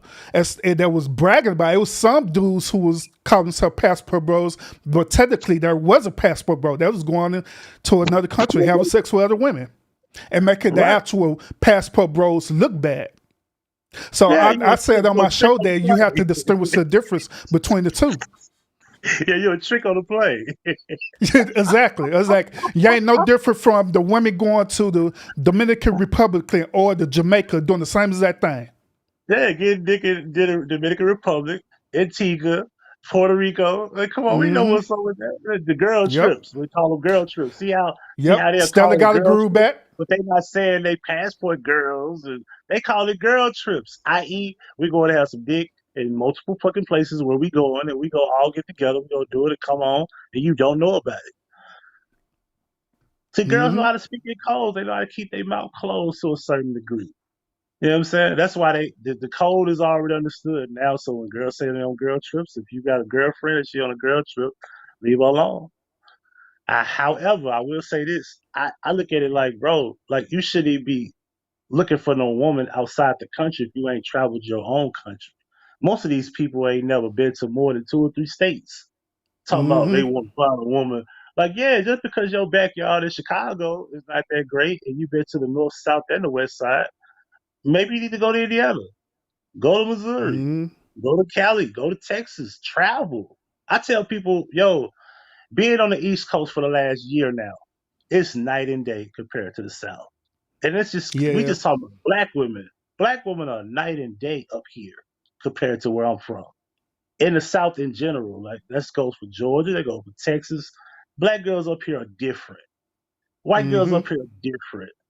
Puerto Rican girls up here are different. Dominican girls are different. All these girls are pretty more mellow and receptive up here. I'm not shitting on the South. I'm just saying that up here it's a whole different spirit, Mm-hmm. attitude, demeanor when it comes to the opposite sex up here. You know what I'm saying? Mm-hmm. So, and you have, there's so many places I haven't touched there. I haven't been to North Vermont yet. I only been to the southern part of 3 of these states. That's Maine, Vermont, and New Hampshire. I haven't been up there. And I'm just gonna keep it real with you. It's some white women up there. They never had no black men. So if Mm-hmm. you one of them dudes that just like to just observe and because I ain't never been a dude that say don't date black women, just only date white girls. Like, nah, I date whoever I want. I've dated all of them. I've had them all. Puerto Rican, Dominican, Jamaican, Haitian, uh, yeah, I had them all type of chicks. So when I say that to say this: if you're a dude that just want to observe, you might need to go to California, go to Las Vegas, go to Missouri, go to Idaho, like go see what's in Seattle, go places. You can travel the Mm-hmm. country, and once you can say I'm a well traveler of the United States of America, then get in your passport game and go across the country. If you ain't done no traveling here, why are you traveling all over there? And you better be careful Mm-hmm. because some of them passport bro dudes is getting killed, kidnapped. Yep. You know, Mm-hmm. watch yourself. Like you can't be. Hey, don't be going off in Brazil thinking it's cool like that. Don't be going in Puerto Rico thinking it's sweet. Like you run across them mafia dudes, and they'll cut your head off trying to get Mm-hmm. you a girl. Yeah, be Yep. careful. I, I I believe that we are a product of our environment. So if say for example, if you live in the hood and you deal with hood chicks, then the result is that more than likely you're gonna be in a relationship with a hood person. But Exactly. if you get out of that environment and go abroad, even out of that environment, then you'll see that there are several type of women who don't have that same type of mentality. And this is just as simple as going from one city that you reside in your state to another city, and you'll see a totally different cultural environment. But the thing about it is that some people they be so caught up in code that they feel like that they lame if they go up north in their own city and see a different type of chick and all kind of weird stuff, bro. Yeah, you gotta. Sometimes it's what the person is doing. Like I'm too busy, and that make girls attracted to me because I'm busy and I work a lot. So obviously, I don't have time to play with you. So a guy that's have too much time on his hand, he got enough time to play with different girls. So I don't got time to play with a bunch of different girls. You know what I'm saying? Like on the Mm-hmm. low, I got like a little relationship now. You know what I'm saying? I'm not gonna publicly broadcast her because she got to earn that. So with that being said, she's here. She's in my possession. And she said, because I'm so busy, I told her, listen, I only got time for this woo woo. She said, well, whenever you're available, I understand. If you're not, I understand that too. And that's what it is. I'm too busy. So women need to get with men that have a lot going on as far as how they take care of themselves. They need to see how they're able to conduct themselves. Do he Facts. got his own place? Does he got a car? What does he do for a living? Like that on the surface will kind of narrow your search in men. And the same thing with women. Like, what are you doing? Like, you going to school? Like, ooh, how many kids you got? Like, if I know you got 2 or 3 kids, you should be at the club. So Mm-hmm. automatically, I'm gonna X you out on that level. What do you do for a living? Oh, you go to school, you go to work. Okay, so I know she got very little time, and then when these kids go off to see their fathers, I need to have all their attention. If I don't get it, you give it to somebody else, and I don't got time for that either. Let me X that Mm-hmm. part out. So it's not really difficult to kind of find what you're looking for. It's more so difficult keeping what you got and seeing the consistency. Consistency Mm-hmm. is probably the biggest enemy of trying to find each other. Like, how consistent is this person? If you see inconsistency, you need to start paying attention to the fact that that's not going to change. Mm-hmm. So what about self improvement? Because remember, not only Tommy Sotomayor talk about this, but the late Kevin Samuels also talk about this same talking point about self improvement, where they was pretty much saying that before you go out and try to find that person that you're looking for, you need to reevaluate yourself. You need to hold your own self accountable for these different type of behaviors that you make. Say like, say Right. for example, if you're out there, if you're a man and you're not out there doing the bare minimum or trying to be a high earner or be in a high social economic status, then who fault is that? It's not the woman, it's actually that man fault, It's actually the right? man's fault. Exactly. Like, I noticed that, okay, uh, up here, that's why I say, like, I make myself busy, too busy to the point where I'm too busy focused on building. So right now I'm trying to like reevaluate, like, okay, let me start doing security in Connecticut. I stay close to the state line of Connecticut. So I want to work in Connecticut now. Let's branch off, work in Connecticut, and then eventually end up relocating there. So now I've lived my whole year in Massachusetts now. I've made all my money. I done made between 1,000 to 2,000 a week. Mm-hmm. I done went at most I done made was like $2,700 in one week. We just talking about doing security, and 50% of the time I'm asleep. So most people can't say they made $2,700 and slept half of it. So, and this is after taxes. So can you imagine that? Anyway, my point is that you need to be thinking about building. Like, I'm thinking about building. I'm already in place where 2024 is the part where I start the steps into 2025. I'm hoping that I don't even work for myself around 2025 in the summertime. I want somebody to work for me. And I Mm-hmm. need anybody that come into my space need to understand that. Don't nobody stop that. It been girls who be like, why do you work so much? You don't have time. And I'll be like, I'm not gonna make time for you. It needs to be available. Mm-hmm. And that's the part of improvement as well.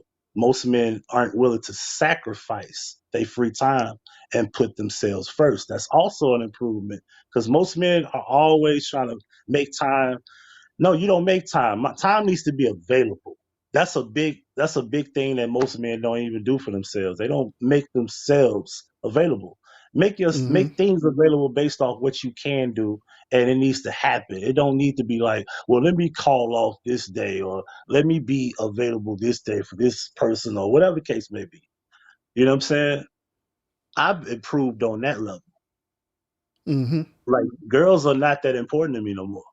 Like they're important, but they're not that important that my dollar don't matter because at the end of the day, me having the money and me having myself together, they're coming regardless. They're showing up. They ain't going nowhere. And the one that understands is the one to keep. Which Mm-hmm. is why I got the one I got now. She understands it. She don't argue about it. And she don't be like, oh, she can't see me. If she don't see me today, like I told her at 5 o'clock, she will understand. If I get a call to come to work, she understands, well, I'm gonna pick work first. And whenever I'm free, it'll be available and she'll understand that.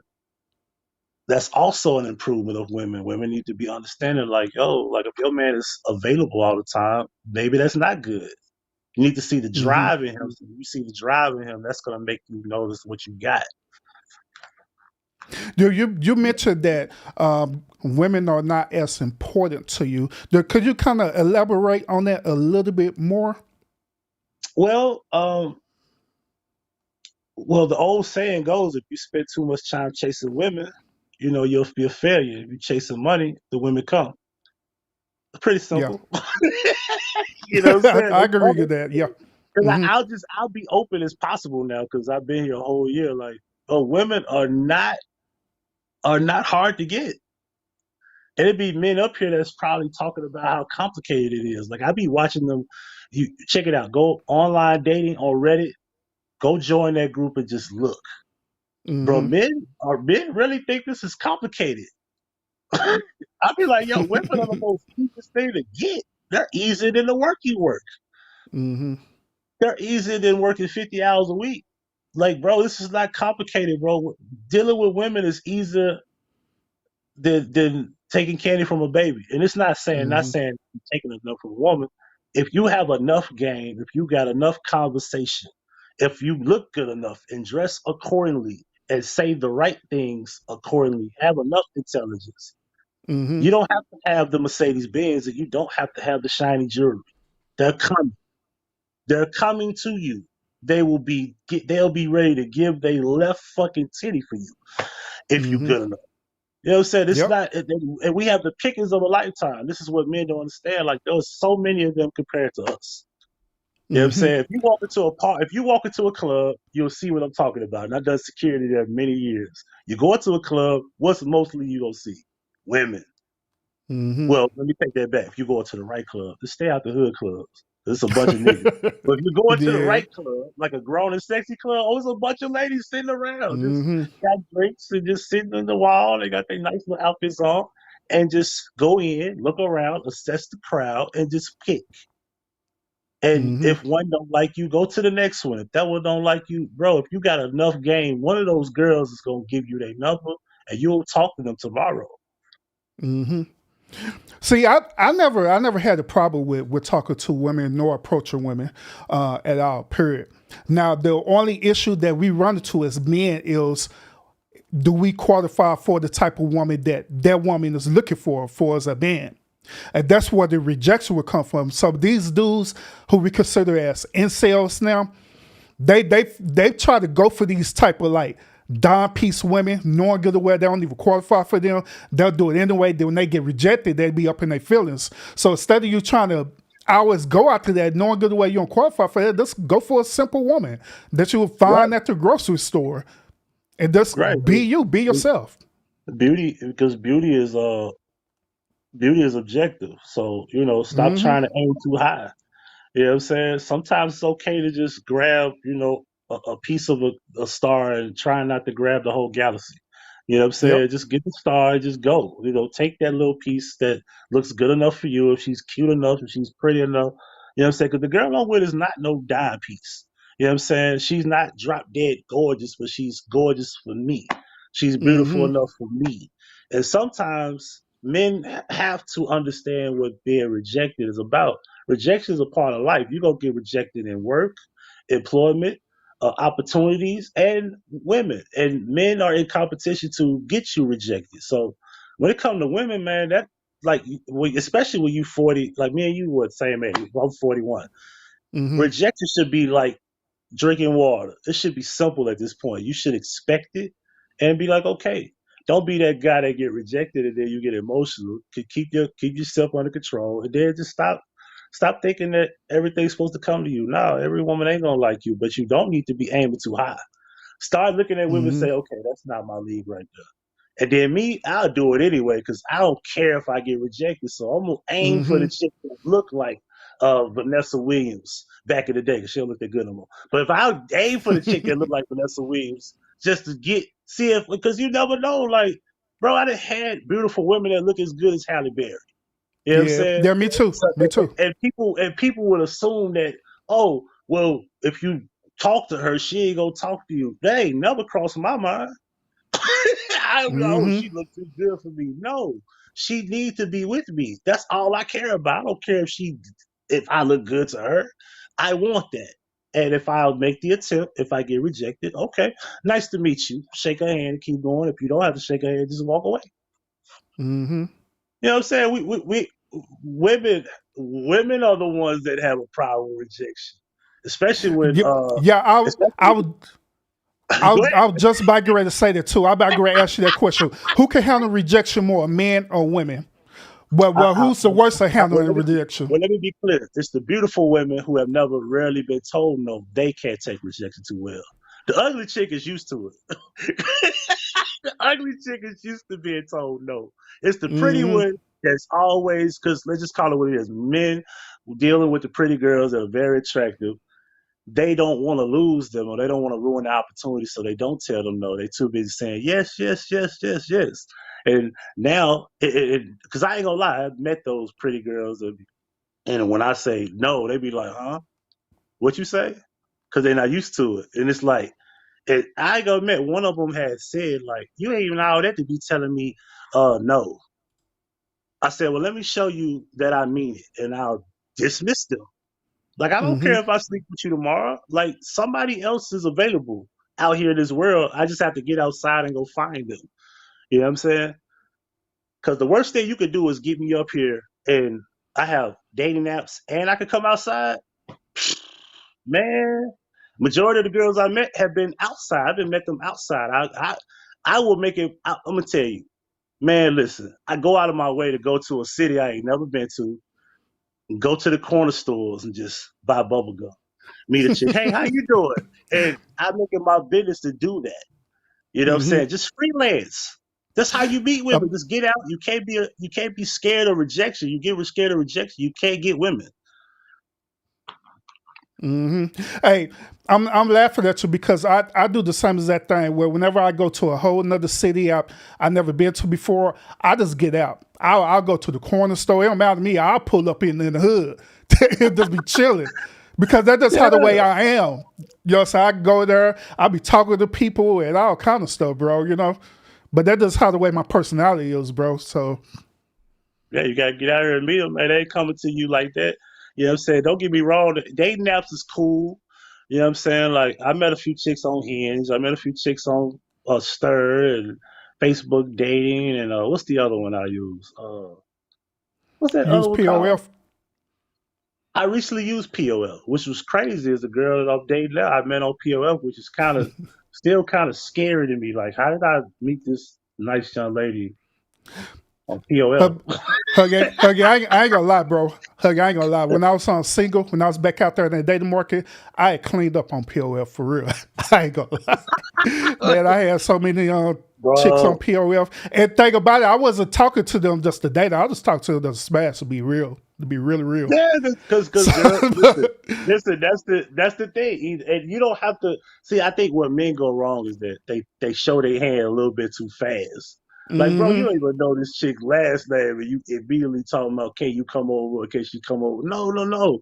Remember the old school way it was? You would meet a chick, you would talk to her, let her know how much yeah. you like her, and you can see if she really wants a relationship by how she conduct herself, and then you know how to play the role. Okay, let me take her somewhere to eat. I won't take her to no extravagant place. Let's take her to the Nah, heck nah, bro. Cheesecake Better Factory. not. Let's take her to the Cheesecake Factory. You don't take her to the Mike Jatos or nothing like that. You don't take her to Papado. Just take her to fucking Cheesecake Factory and just take her hmm there. And then, you can clean up, at the hotel room or your place or her place. And preferably Not her place because you don't know what type of shit she got going on. Because if you don't know her that well, baby daddy might be popping Mhm. up with the kid, and the next thing you know, you get shook down and pause. You don't want no problems. See, But yo, with me, it was kind of different. I went over to her place because I didn't want her to come over to my place because I didn't want her to know where I live, especially if I was just smashing it. That was it. Now it well, was yeah, different if we're trying to get into a relationship, then that's different. But me just like doing like one night stands and stuff like I pulled up that's at why I her mentioned house. Said hotel first. Like, that's why I mentioned hotel first. If you don't feel comfortable about either or, hotel room is always available. yeah, even like with me, I during that time I didn't think that them women were worthy for me to spend money on a hotel. To be honest, even though I had the money, I was like, But I really don't want to I do do that invest type of shit. $200 something just for one night. That's Do crazy. it. Yeah, Then because on you top of really that, you got to pay for the meal and stuff too. Oh no, oh yeah. It's like my thing was that some girls just don't. You don't have to do all that for. You can just talk to her. It could be 2 days within the conversation. She'll be like, "What you doing tonight?" And it's already 12 a.m. Okay, tonight mean what, an hour or two? Because I mean she probably got to freshen up. And then she'd be like, let's kick it tonight. Boom, let's kick it tonight. Go get a room. Or if you feel comfortable, go over our crib or whatever. You know what I'm saying? Some girls will just throw themselves out there like that. And maybe they hmm just have to feel the quote unquote vibes, as they call them. The vibes. So the vibes is basically, and I'm starting to think that's like code word of I'll fuck you if I like you type shit. yeah, That's just what exactly. I That's believe. exactly Yeah, what it is. as soon as I'm looking for a vibe. Good dick, but it has to be a good guy that I hmm like. You know what I'm saying? That's what I'm starting to believe. Maybe I'm wrong. Women, can y'all help me out? Whoever's watching, I don't even know what the chat room is. Oh, by the way, y'all. I do have the link drop on. If you want to participate in the conversation, it is drop right now. The link that's posted right there, it is not StreamYard. All right. I know y'all used to StreamYard, but this is not StreamYard. So you could come up and have the conversation. Now, I'm not bragging nobody on camera for the simple fact that I don't trust people. Because sometimes people like to palm bomb you just because they don't like you. Yeah. So so to avoid all that, I'd rather just have it just like it is, and we'll have this conversation just like what me and Huggy doing right now. So salute to everybody in the chat. Selena, appreciate you tuning in. Gleb, I see you in the house as well too. Salute to you. And I think I seen Katie in the chat as well too. Salute. So it was a question I was going to ask you too, bro. Damn, what was it? Yeah, no problem, man. What question you want to ask me? I like questions. Damn.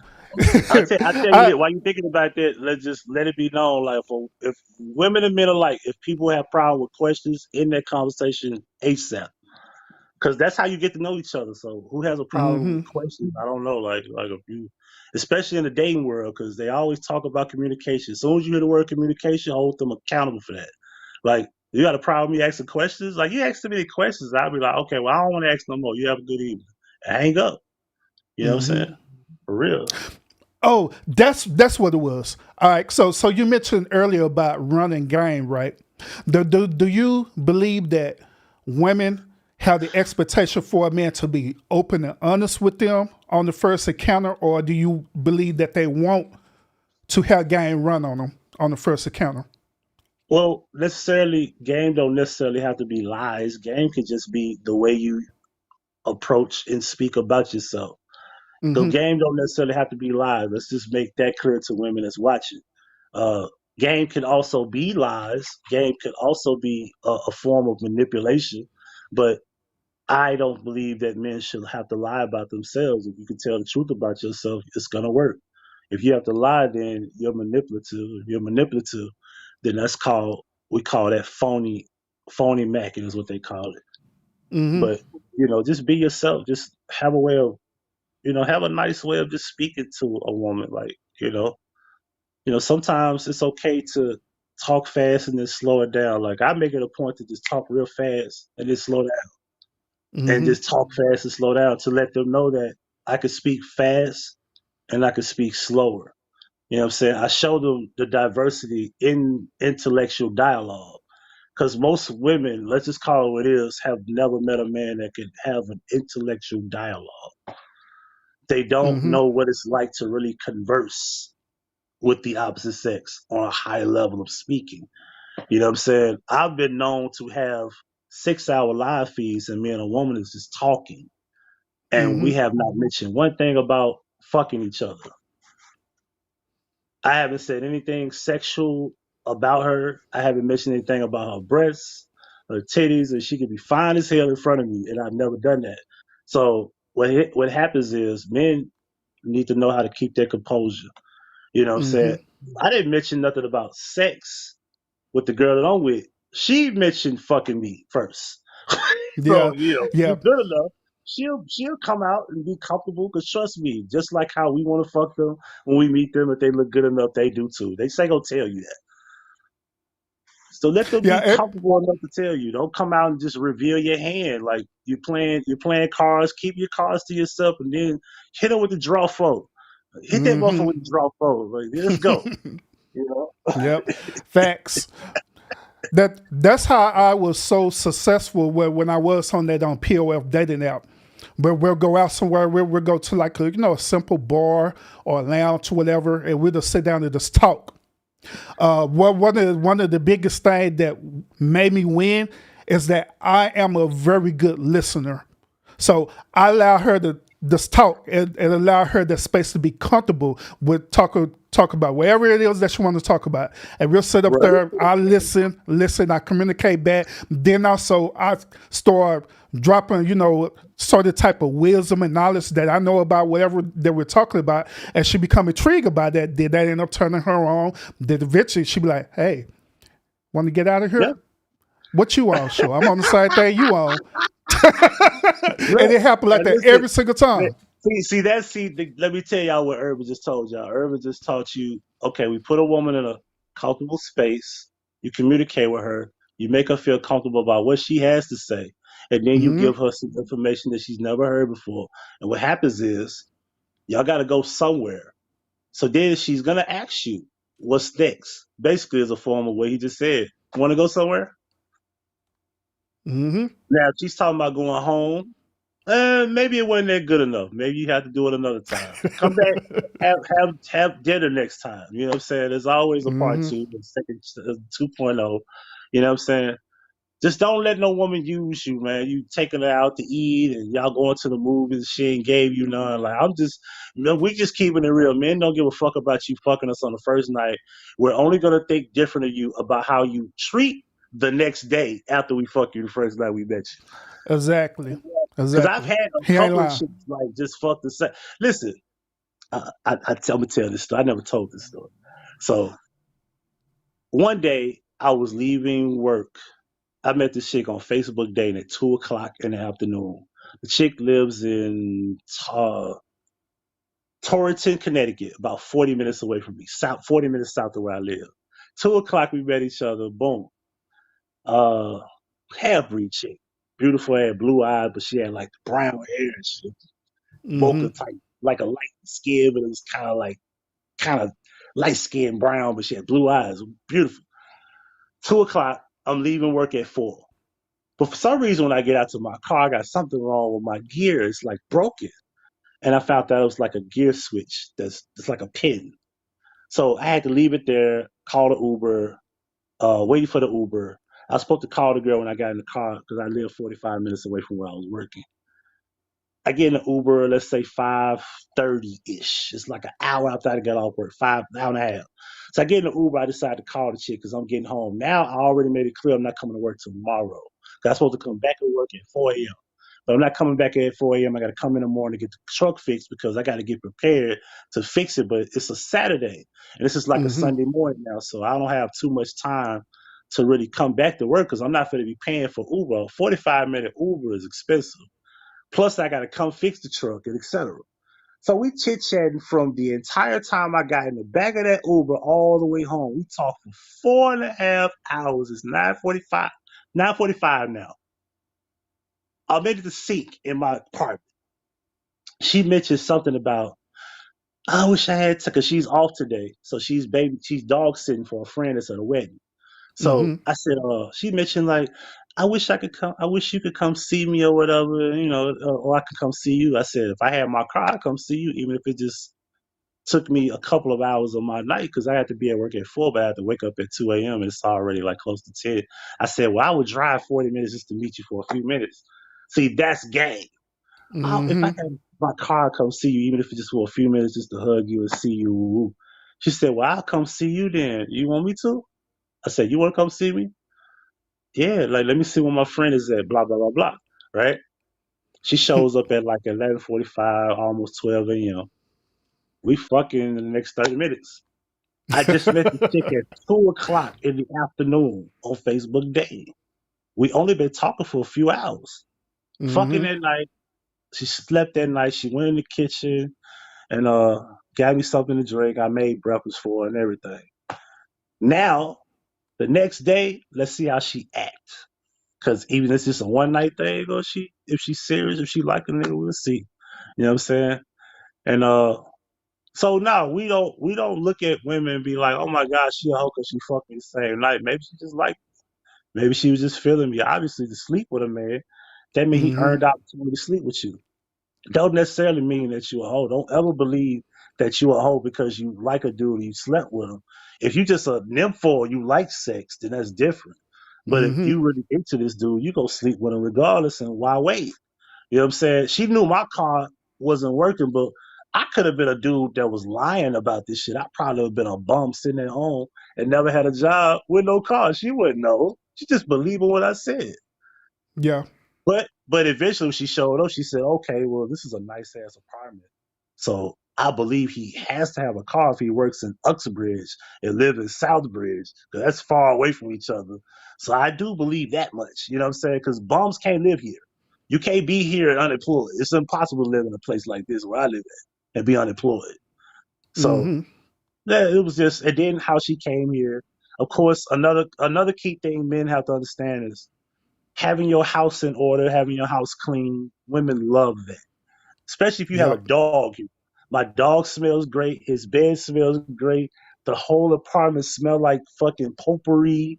You know what I'm saying? The bathroom smells like a little splash of fucking Febreze, and the bed smells like Febreze. The sheets are clean. Everything. If you stay ready, you don't have to get ready. So when women come to your apartment or place or house, you need to be prepared so you don't have to think, oh shit, my house ain't clean. She can't come tonight. Because what if my house was a mess and she said she wanted to come see me? I'm already prepared. I keep my shit clean. Like, come on. You know what I'm saying? All I gotta do is take a shower and I'm good. You know what I'm saying? She walked through the door, it's already understood. Another thing that women value is how the way you treat your children if you have kids, or how the way you treat your family too. Exactly. Real talk. Well, they pay attention to that type of thing. Then also I learned this, that women they already know if they're gonna have sex with you within the first encounter, because they already made up their mind. But what men need to understand is that it's a give and take for women. They want to get something out of it. They don't want to give themselves without getting nothing in return. That's why you have like these modern day women that want a man to take them out on these expensive dates or try to pay their bills, or whatever the case may be, because they're looking for some type of give and take out of that. Or if you're more of a simple woman, the one give that you're looking for is more of a emotional connection with that man. Such as what man was talking about earlier about, having that conversation that's allowing the woman to talk and communicate back and allow her to feel comfortable around you. That's a give and take thing as well too, where they open up like, hey, I really want to smash now. Exactly. So when it come down to it, when you talking to a woman, first of all, as a man, and women ain't gonna like this, but when it come down, what's up? Let's say what's up to Julio. Julio. I don't got you on cam, bro, so they can't see your dog. Oh man, I forgot. I thought I was on cam the whole time. Anyway, you want me to put you on cam? I can put you on cam if you want me to. Oh no, not now, because I'm in my living room and I ain't know. Yeah, I'm not prepared to have no chick come over today. Let's put it that way. Because I already know she ain't coming over here till probably Saturday. So and you know, because you're in a relationship. It's a different story.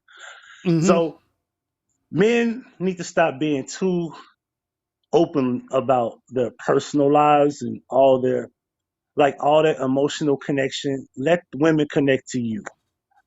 And Facts. I learned that it's not always good to just get too open or be too emotionally driven or emotionally dedicated to a woman. If you do that, that woman needs to probably know you for a while before you start feeling like you can. And I don't disagree with most men say that you shouldn't cry in front of your woman. Don't cry so soon in front of your woman. I'll say that Yeah. much. You know, because if Hmm. she loves you enough, she can understand that, man. You probably been through a lot. You probably been shot before. You'd probably been in jail. You probably been went through a lot. You'd probably lost family members, friends, and sometimes you need to reflect on certain things because you can't help it. Hmm. Man, sometimes it's just a matter of the fact that almost died twice here, and it's been a year. Sometimes that shit bothers me. Like, damn, like, Hmm. and then sometimes I miss going home or I miss going back home. You know what I mean? Hmm. I somehow get into a logical way of thinking and I start waking up like, no, why would I do that? But I do randomly just be thinking like, Hmm. damn, like I wish I could go back home, but I also be saying I wish I could go back home. Like I wish it was different. I wish I could go back home and I don't have to worry about my car getting stolen. Yeah. I wish I could go back and not worry about getting shot at the red light and I ain't do shit to nobody. You know what I'm saying? I wish Hmm. all that was true and I would love to go back home, but it ain't because I'm leaving town because of what happened. It's just that I don't like what it's become. A lot of that goes through my emotions and sometimes I get sad and I'll just be like thinking about shit. Um, Hmm. I'll tell you on your channel, like, and I ain't told nobody online. Um, Me and my son are not talking. We're not getting along. He's 19 now. He's grown. Um, and we're not agreeing with each other. He wants to do what he wants to do, which is fine. Hmm. Um, but he said a few things I don't like. So much so that when he see me, it might not be a peaceful discussion. I'll just say that much. And I Hmm. don't deserve to be talked to like that. And I do understand that a lot of that influence is from his mother, letting him do what he wants, and it's never gotten old. It's grew legs and it's gained a lot more about his personality where he feel like I don't know what I'm talking about. But he's 19. He just turned 19 on the 21st of February. Um, I just gotta let him bump his head, like my dad said, man. Just let him bump his head, man. And let's just hope he learns from it or has the opportunity to change because you don't want him to bump his head too hard and he end up in jail and he can't go back and fix that problem or something happens to him and he can't right that wrong. I just gotta let him be. Like he's not a child no more and I can't force him to do anything. I can't force him to just, understand anything about life. But Hmm. that bothers me more than anything. Yeah, let me speak about that. And you don't have to go into particulars or anything, but I'm gonna give you my perspective about that from like one father to another. Well, what I learned is this: I learned that I have to let my children go. I have to let my children go, and I have to trust everything that I have taught them from my end, and I also have to trust whatever it is that their mother had taught them from her end and they'll apply it to their everyday life. But at the end of the day, I have to let them go, let it go. Because if you don't let it go, what's going to happen is that you're going to enter into an area where you feel like you're entitled to control them. But in reality, they are just another human being just like you are. So you got to allow, just like what your dad said, you got to allow him to live his life. Now, think about it. The thing about it is that let's say that he makes a poor decision in his life, such as go to jail, get shot, or the worst case scenario, he were to get killed or unalive or be murdered. Let's say that happened. What I want to tell you from one father to another is that if them situations were to happen, that is absolutely not your fault, and you should not be held accountable for that, nor you shouldn't hold your own self accountable for that.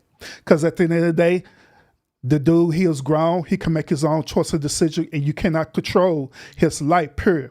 All you could do is trust the process, and all you could do is to be that listening voice for him. I also learned that our young children, they, especially these modern day children, they have a way of trying to project themselves within the culture, meaning that they make all these choices and decisions based on the product of their environment. Now, us being older, we came from a totally different era where we believe that you should do this, that, and that, and you're going to be successful. But however, since they're in their environment, they have a totally different ideology about what they believe in. And for us as parents, we have to trust them on that. You have to let it go and just totally trust them and just be that listening ear. Last but not least, even that us being fathers, we feel also entitled that we have to always give, especially our sons, we feel like that we're entitled to always give our sons advice. Sometimes it's not meant for us to give advice. Sometimes it's just meant for us simply to just be a listening ear. And that's it. Nothing more, nothing less. You don't have to give your opinion, nothing like that. You're like, all right, so wherever you want to do this, no, I'm going to be there for you, period. I don't care what it is. Right. It's just, that's like you said, like, let them go. I just had to let them go. Because it's like at the end of the day, it's like, now, my problem with him is that he's trying to go to war with me. Like, he's got a hatred. Like, where did this come from? I don't know. Like, you know what I'm saying? Like, you know, to say that I ain't did this, I ain't did that. Like, he started to just, like, it seemed like his energy from his mom is, like, coming out of him. Like, and I just tell him, I say, like, and I had enough at one point, like, oh, okay, well, I ain't never done. I said, I tell you what, I'm going to show you that side of me. And I cut his phone off and I blocked him on Facebook. Like, yo, hey, you know what I'm saying? Like, no, man, you're not going to do me like that. Like, no, I'm not going to have it. And his birthday came up, and I didn't call him on his birthday. And the next day, he spazzed out on me, you know. Yeah, he did. And I understand I'm 19 hours away, but boy, when I come back home, man, you're going to have to address me on that. And he won't know. I'll pop up. He might be eating in the kitchen at my mom's house one day, and I might sneak up on him. You know what I'm saying? I'll be like, hey, you know what you said to me? Because he said some things I had never said to my dad. I would never think about saying stuff like that to my dad because, you know, he don't deserve that. You know, I don't deserve deserve it at all. You know what I mean? But, I mean, you know, it's a part of growing. You know, it is what it is. He's young. He's impressionable. And they gotta bump his head, let it happen, you know? Yeah, then another part of that is the stuff that he said to you, for us, what I'm hearing is that he's more likely projecting some type of animosity that he have against you. Now, I believe that it's very important for you as a father to learn how to control your pride and ego, especially dealing with respect, and understand the overall reasoning behind why he said what he said, which normally is dealing with something emotional. So the best way for you to teach him is to allow him to do what he do. Just like you say, allow him to do it. Allow him to project himself how the way he want to do it. If he want to, as they call it these days, make you the op, allow him to do so. Allow him to do that. But at the same time, what you're going to do on your end is that you're going to always be the bigger person. Even though you know you can go there with him and you could prove that to him, sometimes you don't have to prove that. I put it to you this way: it's like the concept about God and religion, right? Many of us, we want God to prove His existence, or she exists, or whatever you believe, right? Many of us want God to prove His existence to us, right? But when you're a God, you don't have to prove it. The evidence is already there. Same thing as being a father. You don't have to prove that you're a father to your son. The evidence should be already there, but it's up to him to see it. And the only way he's going to see it is not necessary for you to try to prove it based on your pride and ego, right? But it's for you to just step back and let him find out for himself. That eventually what's going to happen is that he's going to see the truth. When he see the truth there, he's going to come to that realization that he's going to be the one who's going to come to you one day and say, hey, Pops, man, yeah, man, all this stuff I did, man, I was just so angry, man. I was so mad. And he began to tell you the reason why. And you begin to accept that. You don't push back on him. You don't fight back on him. You don't try to protect yourself. You just listen to him and say, hey, I understand. And I love you, son. And just leave it at that. Right. And, because, what pissed me off even more was like, he jumped online and he said some shit like, oh, my dad said I was going to be dead at 18, 17, 18. And he uses that line like out of context, like, yo, you do understand that you just imagine, like, you from Houston, right? So just imagine one of your kids' baby mothers is in Acres Homes. I don't know if they still up. Is Acre Homes still up in Houston? I don't know. But I'm not from Houston though. I'm from Dallas. Oh, Dallas. Okay. What's the hardest area in Dallas? Certain parts of Oak Cliff, or South Dallas, depending on where you're at. Let's say Oak Cliff. Yeah, let's say your son in Oak Cliff and he by himself in Oak Cliff, and your mother, his mother of his kid, is not there majority of the time, and he don't want to listen to you. Obviously, you gonna tell him the obvious. Like, if he don't listen to you and he don't follow you, and then you start seeing certain things he posted online. Like, if he don't to you, obviously you want to tell him the reality. You ain't gonna sugarcoat it. You know what I'm saying? But he used that line and said it online as if that's just a blatant, explicit statement that I made to him like that. Like, nah, like, you wouldn't graduate if it wasn't for me. You wouldn't have graduated if it wasn't for me. Like, yo, the school called me 20 times. I had to make 13 visits to keep him in school because he was just wilding out. And that ain't who he is. That's not who I raised. Now, he can make the grade, but his conduct was always out of control.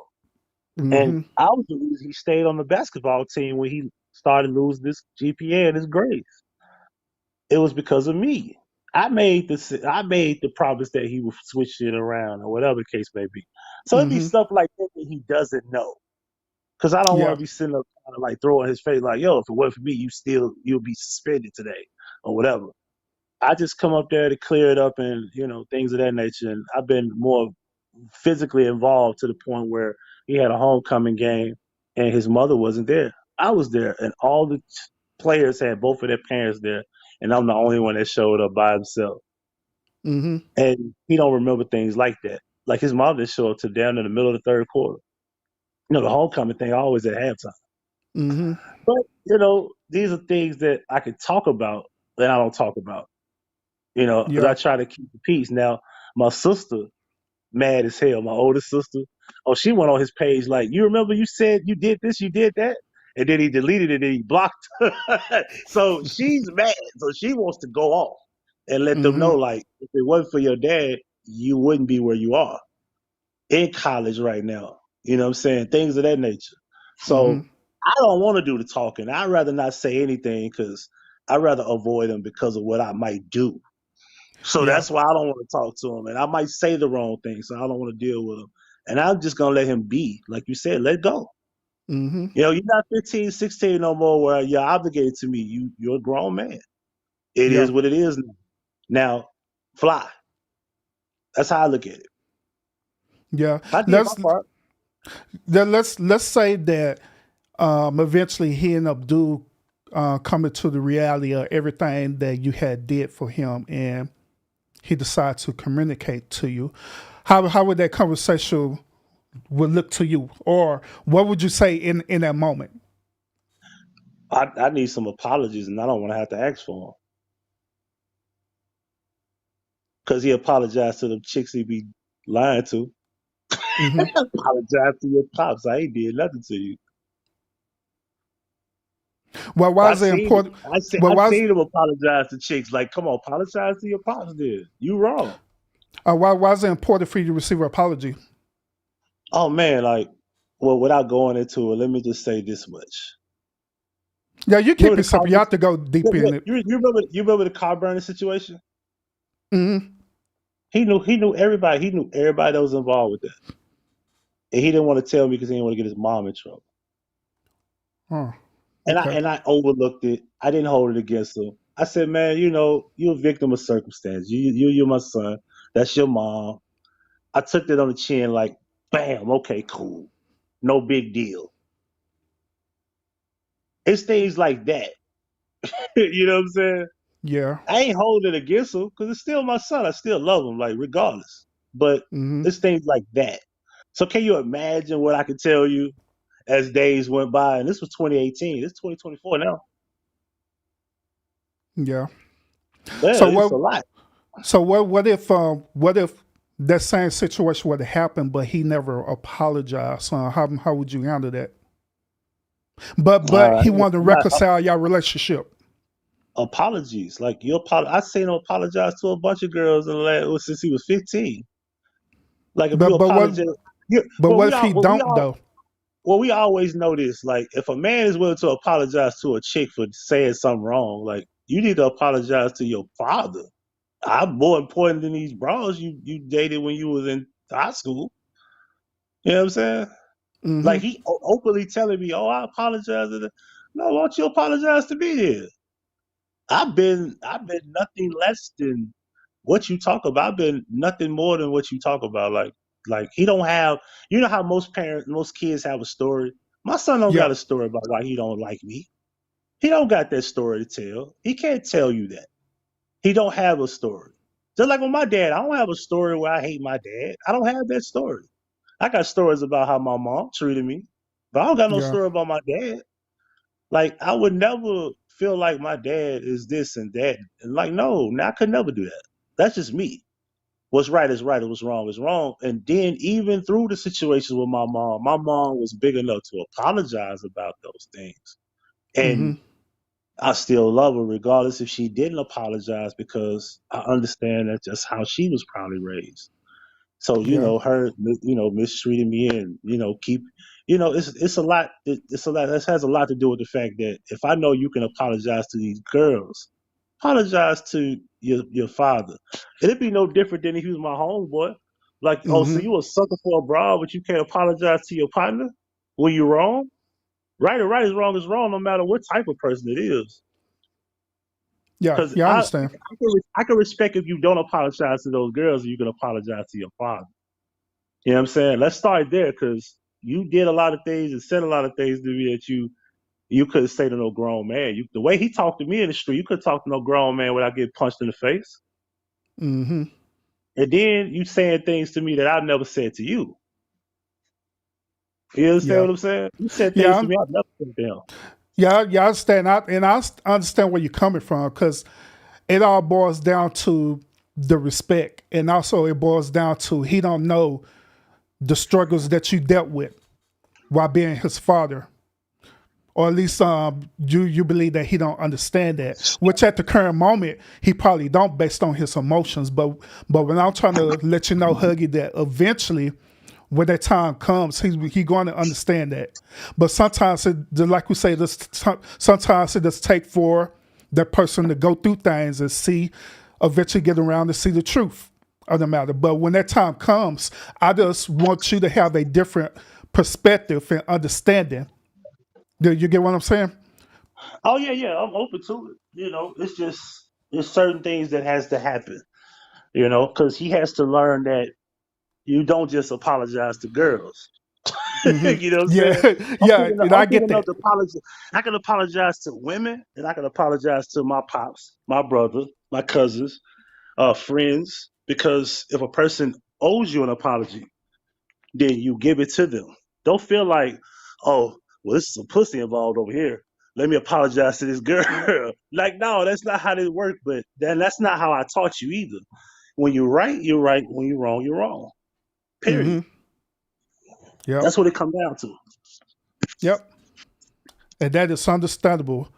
Can you appreciate you? Appreciate you. Yeah, my background fire, fire, fire, fire. Yeah, look like a real, lounge. Like we actually in it. Now we think about it, we're in a therapy session, right? Somewhat. Yep. Yep. And this hence the reason why they call me the hood therapist. Hey, the therapists are urban people. Absolutely. Yeah. Hey, you see me Yeah. rapping on the wall over here, as always. Yeah. Memphis. Shout out to Of Memphis. course, I gotta rep the team. You know what I'm saying? I'm still trying to find a way to get Romo to sign this jersey. I can't figure out how to find him and catch him in traffic some kind of way. Like I might need to go to a game where he's working for NBC or some shit and like catch him and like, oh, please sign this jersey so it could be worth like $10,000. You know the funny thing about it, bro. When Romo was still with the Cowboys, he was very active in the community. It was times where I popped up on Romo where he was like in downtown or somewhere signing autographs and all kind of stuff, bro. Goodness, I'm shocked. I gotta get him to sign this jersey, man. One way or the other. I could get Zeke to sign that jersey because he up this way. I pulled up. I ain't called him yet. I pulled up on Ezekiel Elliott on the day party I went to a long time ago. Yeah, he was there. He was a cool dude. Yeah. I'm going to one of the New England games. I'm gonna catch his ass somewhere in the tunnel. Like, hey man, Cowboy fan, I'm up here in New England, bro. Can you sign this for me? Bro, I'm gonna catch him. I need to get it. I'll get that jersey. I'm gonna get that jersey signed before I get Romo to sign his though. Yeah, SD. Yeah, I be in having a channel. Y'all just didn't know about it. But I have a channel. I'm doing good. Appreciate you subbing to my channel and support it. Appreciate that a whole lot. Appreciate it a whole lot. It's 206, man. Listen, I enjoyed this discussion, man. I'm gonna look into that TikTok dude, man. I want to see if he was doing TikTok around the time Kevin was going viral. That'd be one thing to find out because he looked like he gained a lot of weight. So the one way to debunk it is see what he was doing before Kevin died. Yeah, you know facts. what I'm saying? But I think it's kind of weird that a man that age just only doing ASMR. Like, I understand it's a way to make money, but like, damn, he ain't got no video where he talks. That's weird. You know, he only whispers because you can't tell if it's him if it is him. You know what I mean? I wouldn't put it past it because I know in the industry they do operate like that. I'm not saying that a lot of those things are true. Hold on. Are you telling me you're hungry? That's his way of letting me know he's hungry. He pushed the playpen over. Oh yeah. But yeah, the way to look at to what he's doing, and I'm gonna see if I can find like a real name of the guy because if he's big enough, I'm pretty sure somebody got a bio. But the industry is kind of weird. They do have a lot of stuff like that going on. There's no way to really prove it, but I'm gonna look into that. It was very interesting. I thought like I've seen a year ago where they said he faked his death, and they didn't say a person or whatever. But yeah, I think it's worth talking about. It's very interesting. I love an interesting conspiracy. You know what I'm saying? Oh yeah. And this dude on this TikTok channel, that's not the only person he talked about. He said Kobe Bryant is still alive. He would I think he even said that what's his name is still alive too. That rap. I forgot that dude's name. Well, Tupac. Tupac. He said the dude from Memphis. Why can't I think of his name? Oh, Dolph. Yeah, Dolph. He was saying Young Dolph is still alive too. Saying Young Dolph is alive. He was saying the other dude, rapper from California, still alive. Who from California? The other dude. Nipsey. Yeah, Nipsey Hussle. Yeah. Now the thing with Nipsey, so the body that was on the ground, right? It's a video I still got in my archive I don't think it's still on YouTube no more. The day that he was supposedly shot and killed, or shot and unalive, that's what I meant to say. His knee, the body that's on the ground doesn't look real to where the knee buckles inward when they turn the body over. And I know that's like not possible for his knee to buckle in. That was just kind of weird. It just looked like a dead weight dummy. And then when you go back and look at how they was pushing the body, I had the Gotti on the gurney, and they was doing a little chest compressions while the gurney was moving. That was just so fake. All of it was Hmm. fake. It just looked like it was some little Hollywood. It looked like a Tubi movie. I'm sorry. It just looked like that.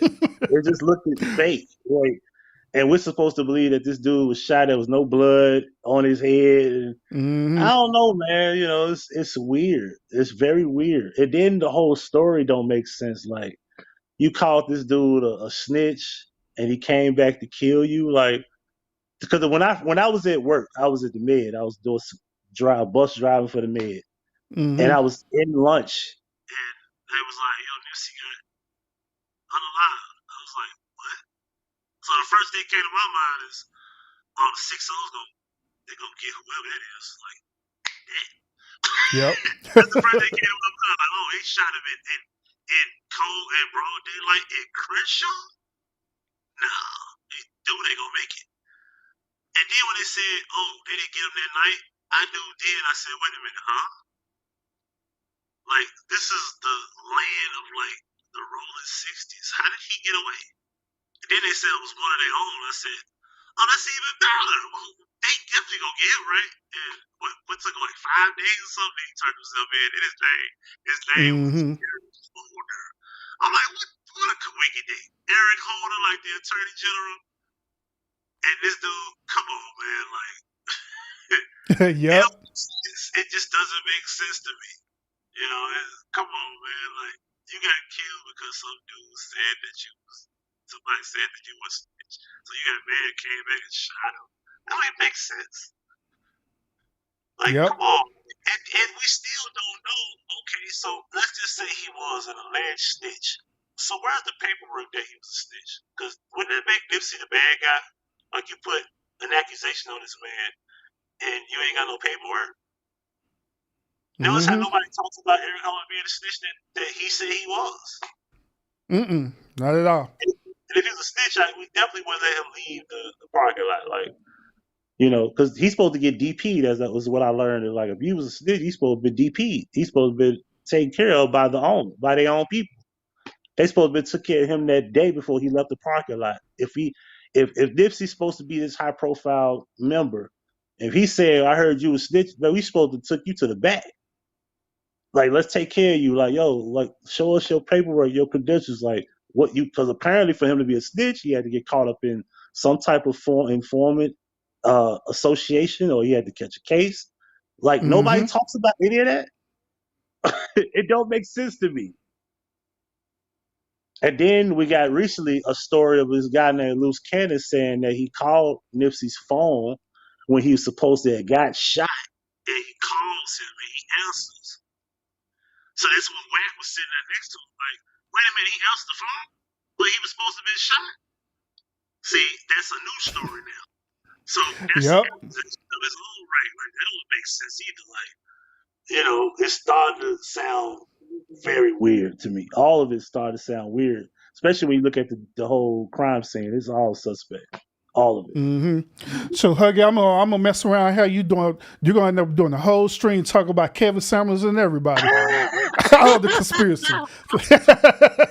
Crazy Hey, part about I am with it. I hey, am with it. but look though, like, listen, also on the real, because you're gonna get a lot of comments. They're gonna be like, Tommy this, Tommy that. Listen, let's just keep it real. You can hate Tommy as much as you want, but if you want to be honest with yourself, be honest and say, okay, yeah, the man took a lot of things from people, and he just became Captain Planet, so to speak. You know, Hmm. he took Earth, fire, wind, water, and heart, and created Captain Planet. He was just Captain Planet. You know what I'm saying? At the end of the day, he just took all the 5 elements and came together. It was the perfect storm, like Super Sly said. It was 2020. Nobody was coming outside. We needed something to watch, and Kevin was just good enough. And it's something about that thing that's on his desk, that thing that flipped back and forth. It's a hypnotizing Yeah. tool. And that used to catch my attention sometimes.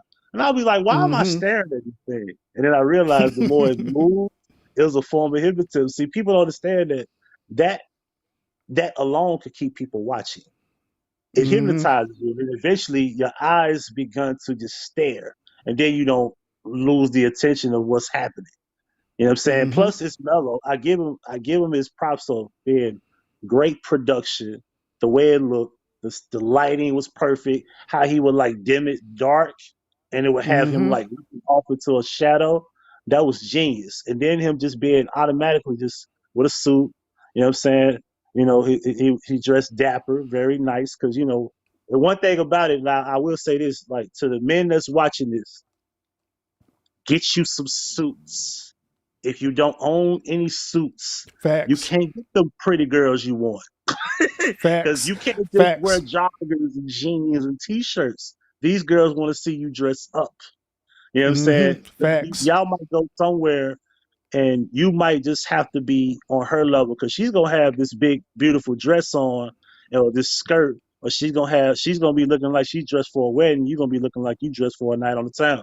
Like Mm-hmm. you gotta be able to come grown and sexy for these women. Like, you know what I'm Yep. saying? Get you some tailored suits. You know what I'm saying? Black, brown, blue. You know what I'm saying? Mm-hmm. And just mix it up with different colors of the shirts. The pink, pink is nice. Sometimes you could just wear pink and then you could just wear blue and then blue and Mm-hmm. cream. Like, bro, this video's on YouTube. Y'all can learn how to do everything you want to do on the internet. Learn how to dress. Exactly. Don't look it up. Hey, Just go hey, look this shit hey, up. Huggy. Hey, Huggy, I got three different tailor suits in my wardrobe right now. I got the one dinner suit where we just going out the night of town. I have an actual business professional suit where it's kind of blue. That's tailored, and I have a tuxedo for black tie events. Bro, it's simple.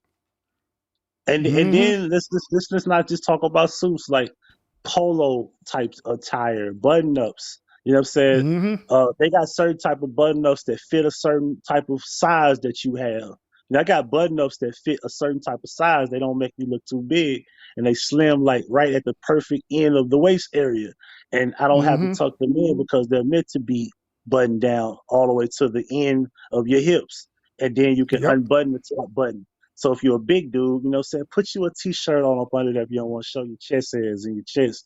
You know what I'm saying? It's meant to dress this way because sometimes it just brings the style out and have the two buttons free and have you like a small little necklace, like even if it's just a nice little herringbone or a gold chain or a white gold or something like that.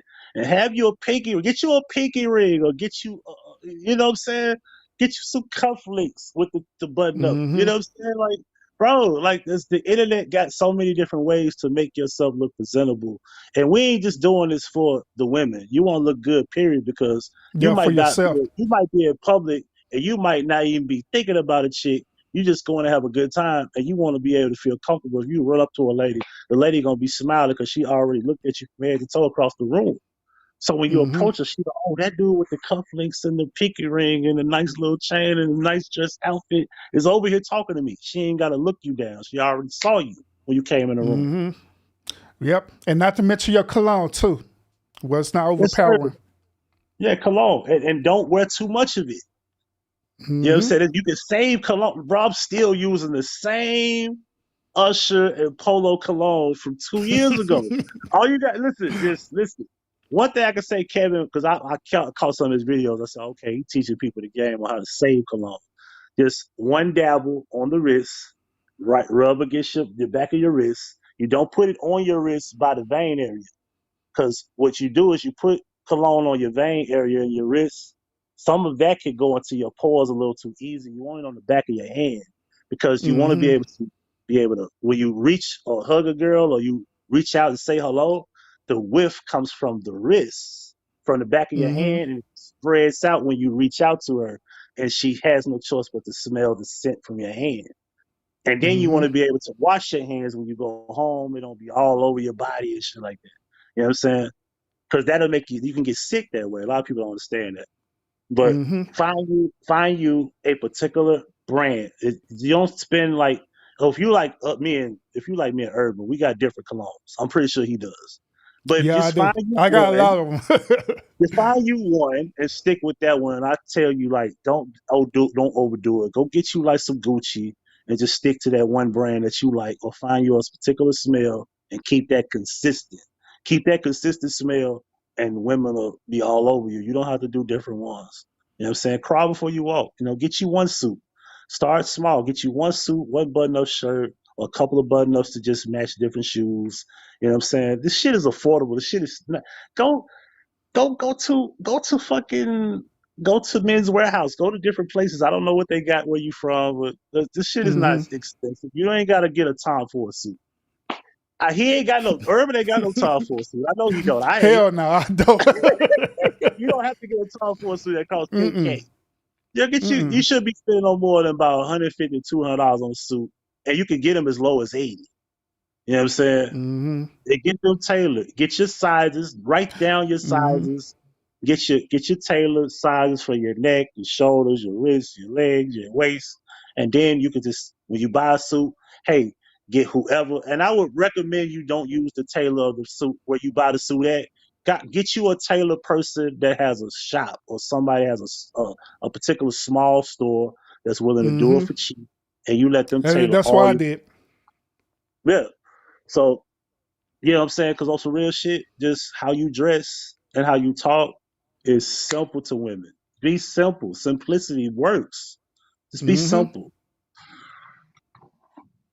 Yep. Yep. So man, yeah, I do all of that, bro, for real. All of that. Yeah, you know. And the crazy part about it, to talk to men. we put them on some good game. And it's good to talk to men that like when men just really just vibe and talk to like, yo, this is what we this is what we do. This is like easy. You know what I'm saying? Mm-hmm. And it's a product of the environment. Like I grew up in the hood, but I understand that being a hood nigga is not cool. Like when you want to have a good time and you want to make a good amount of money, you want to live nice. You know, so I Mm-hmm. didn't leave Memphis to come to the hood. I came to the suburbs. I'm in the country. I'm in a quiet area. You know, and major shout out to my sister Jahira for making all this possible for me because I could have been somewhere I didn't want to be. And she was like, man, just come here in this city and you ain't got to worry about nothing. Like, I still ain't heard a gunshot. Mm-hmm. The whole Yep. year I heard a gunshot. Yeah, it's so refreshing to not hear one. You know? You know the life lessons that I learned when I was living in the hood of Oak Cliff. I learned to trust certain people. I learned that I didn't have to be a product in my own environment. I learned that there's life outside of the hood. I learned that I didn't have to have a hood mentality. I learned that it was important for me to get my education so I could get out of the hood. I learned that also if you stay in the hood and you have the same type of mentality, that you will never grow as a human being, period. You'll never grow. They won't let they won't let you They won't try. even let you grow. They won't even let you try. Because in the hood, that's where you get all that crab in the barrel mentality at. Hence, like what we deal with on YouTube right now, because we got a lot of people who have a hood mentality and they bring that on YouTube and project it on YouTube. Right.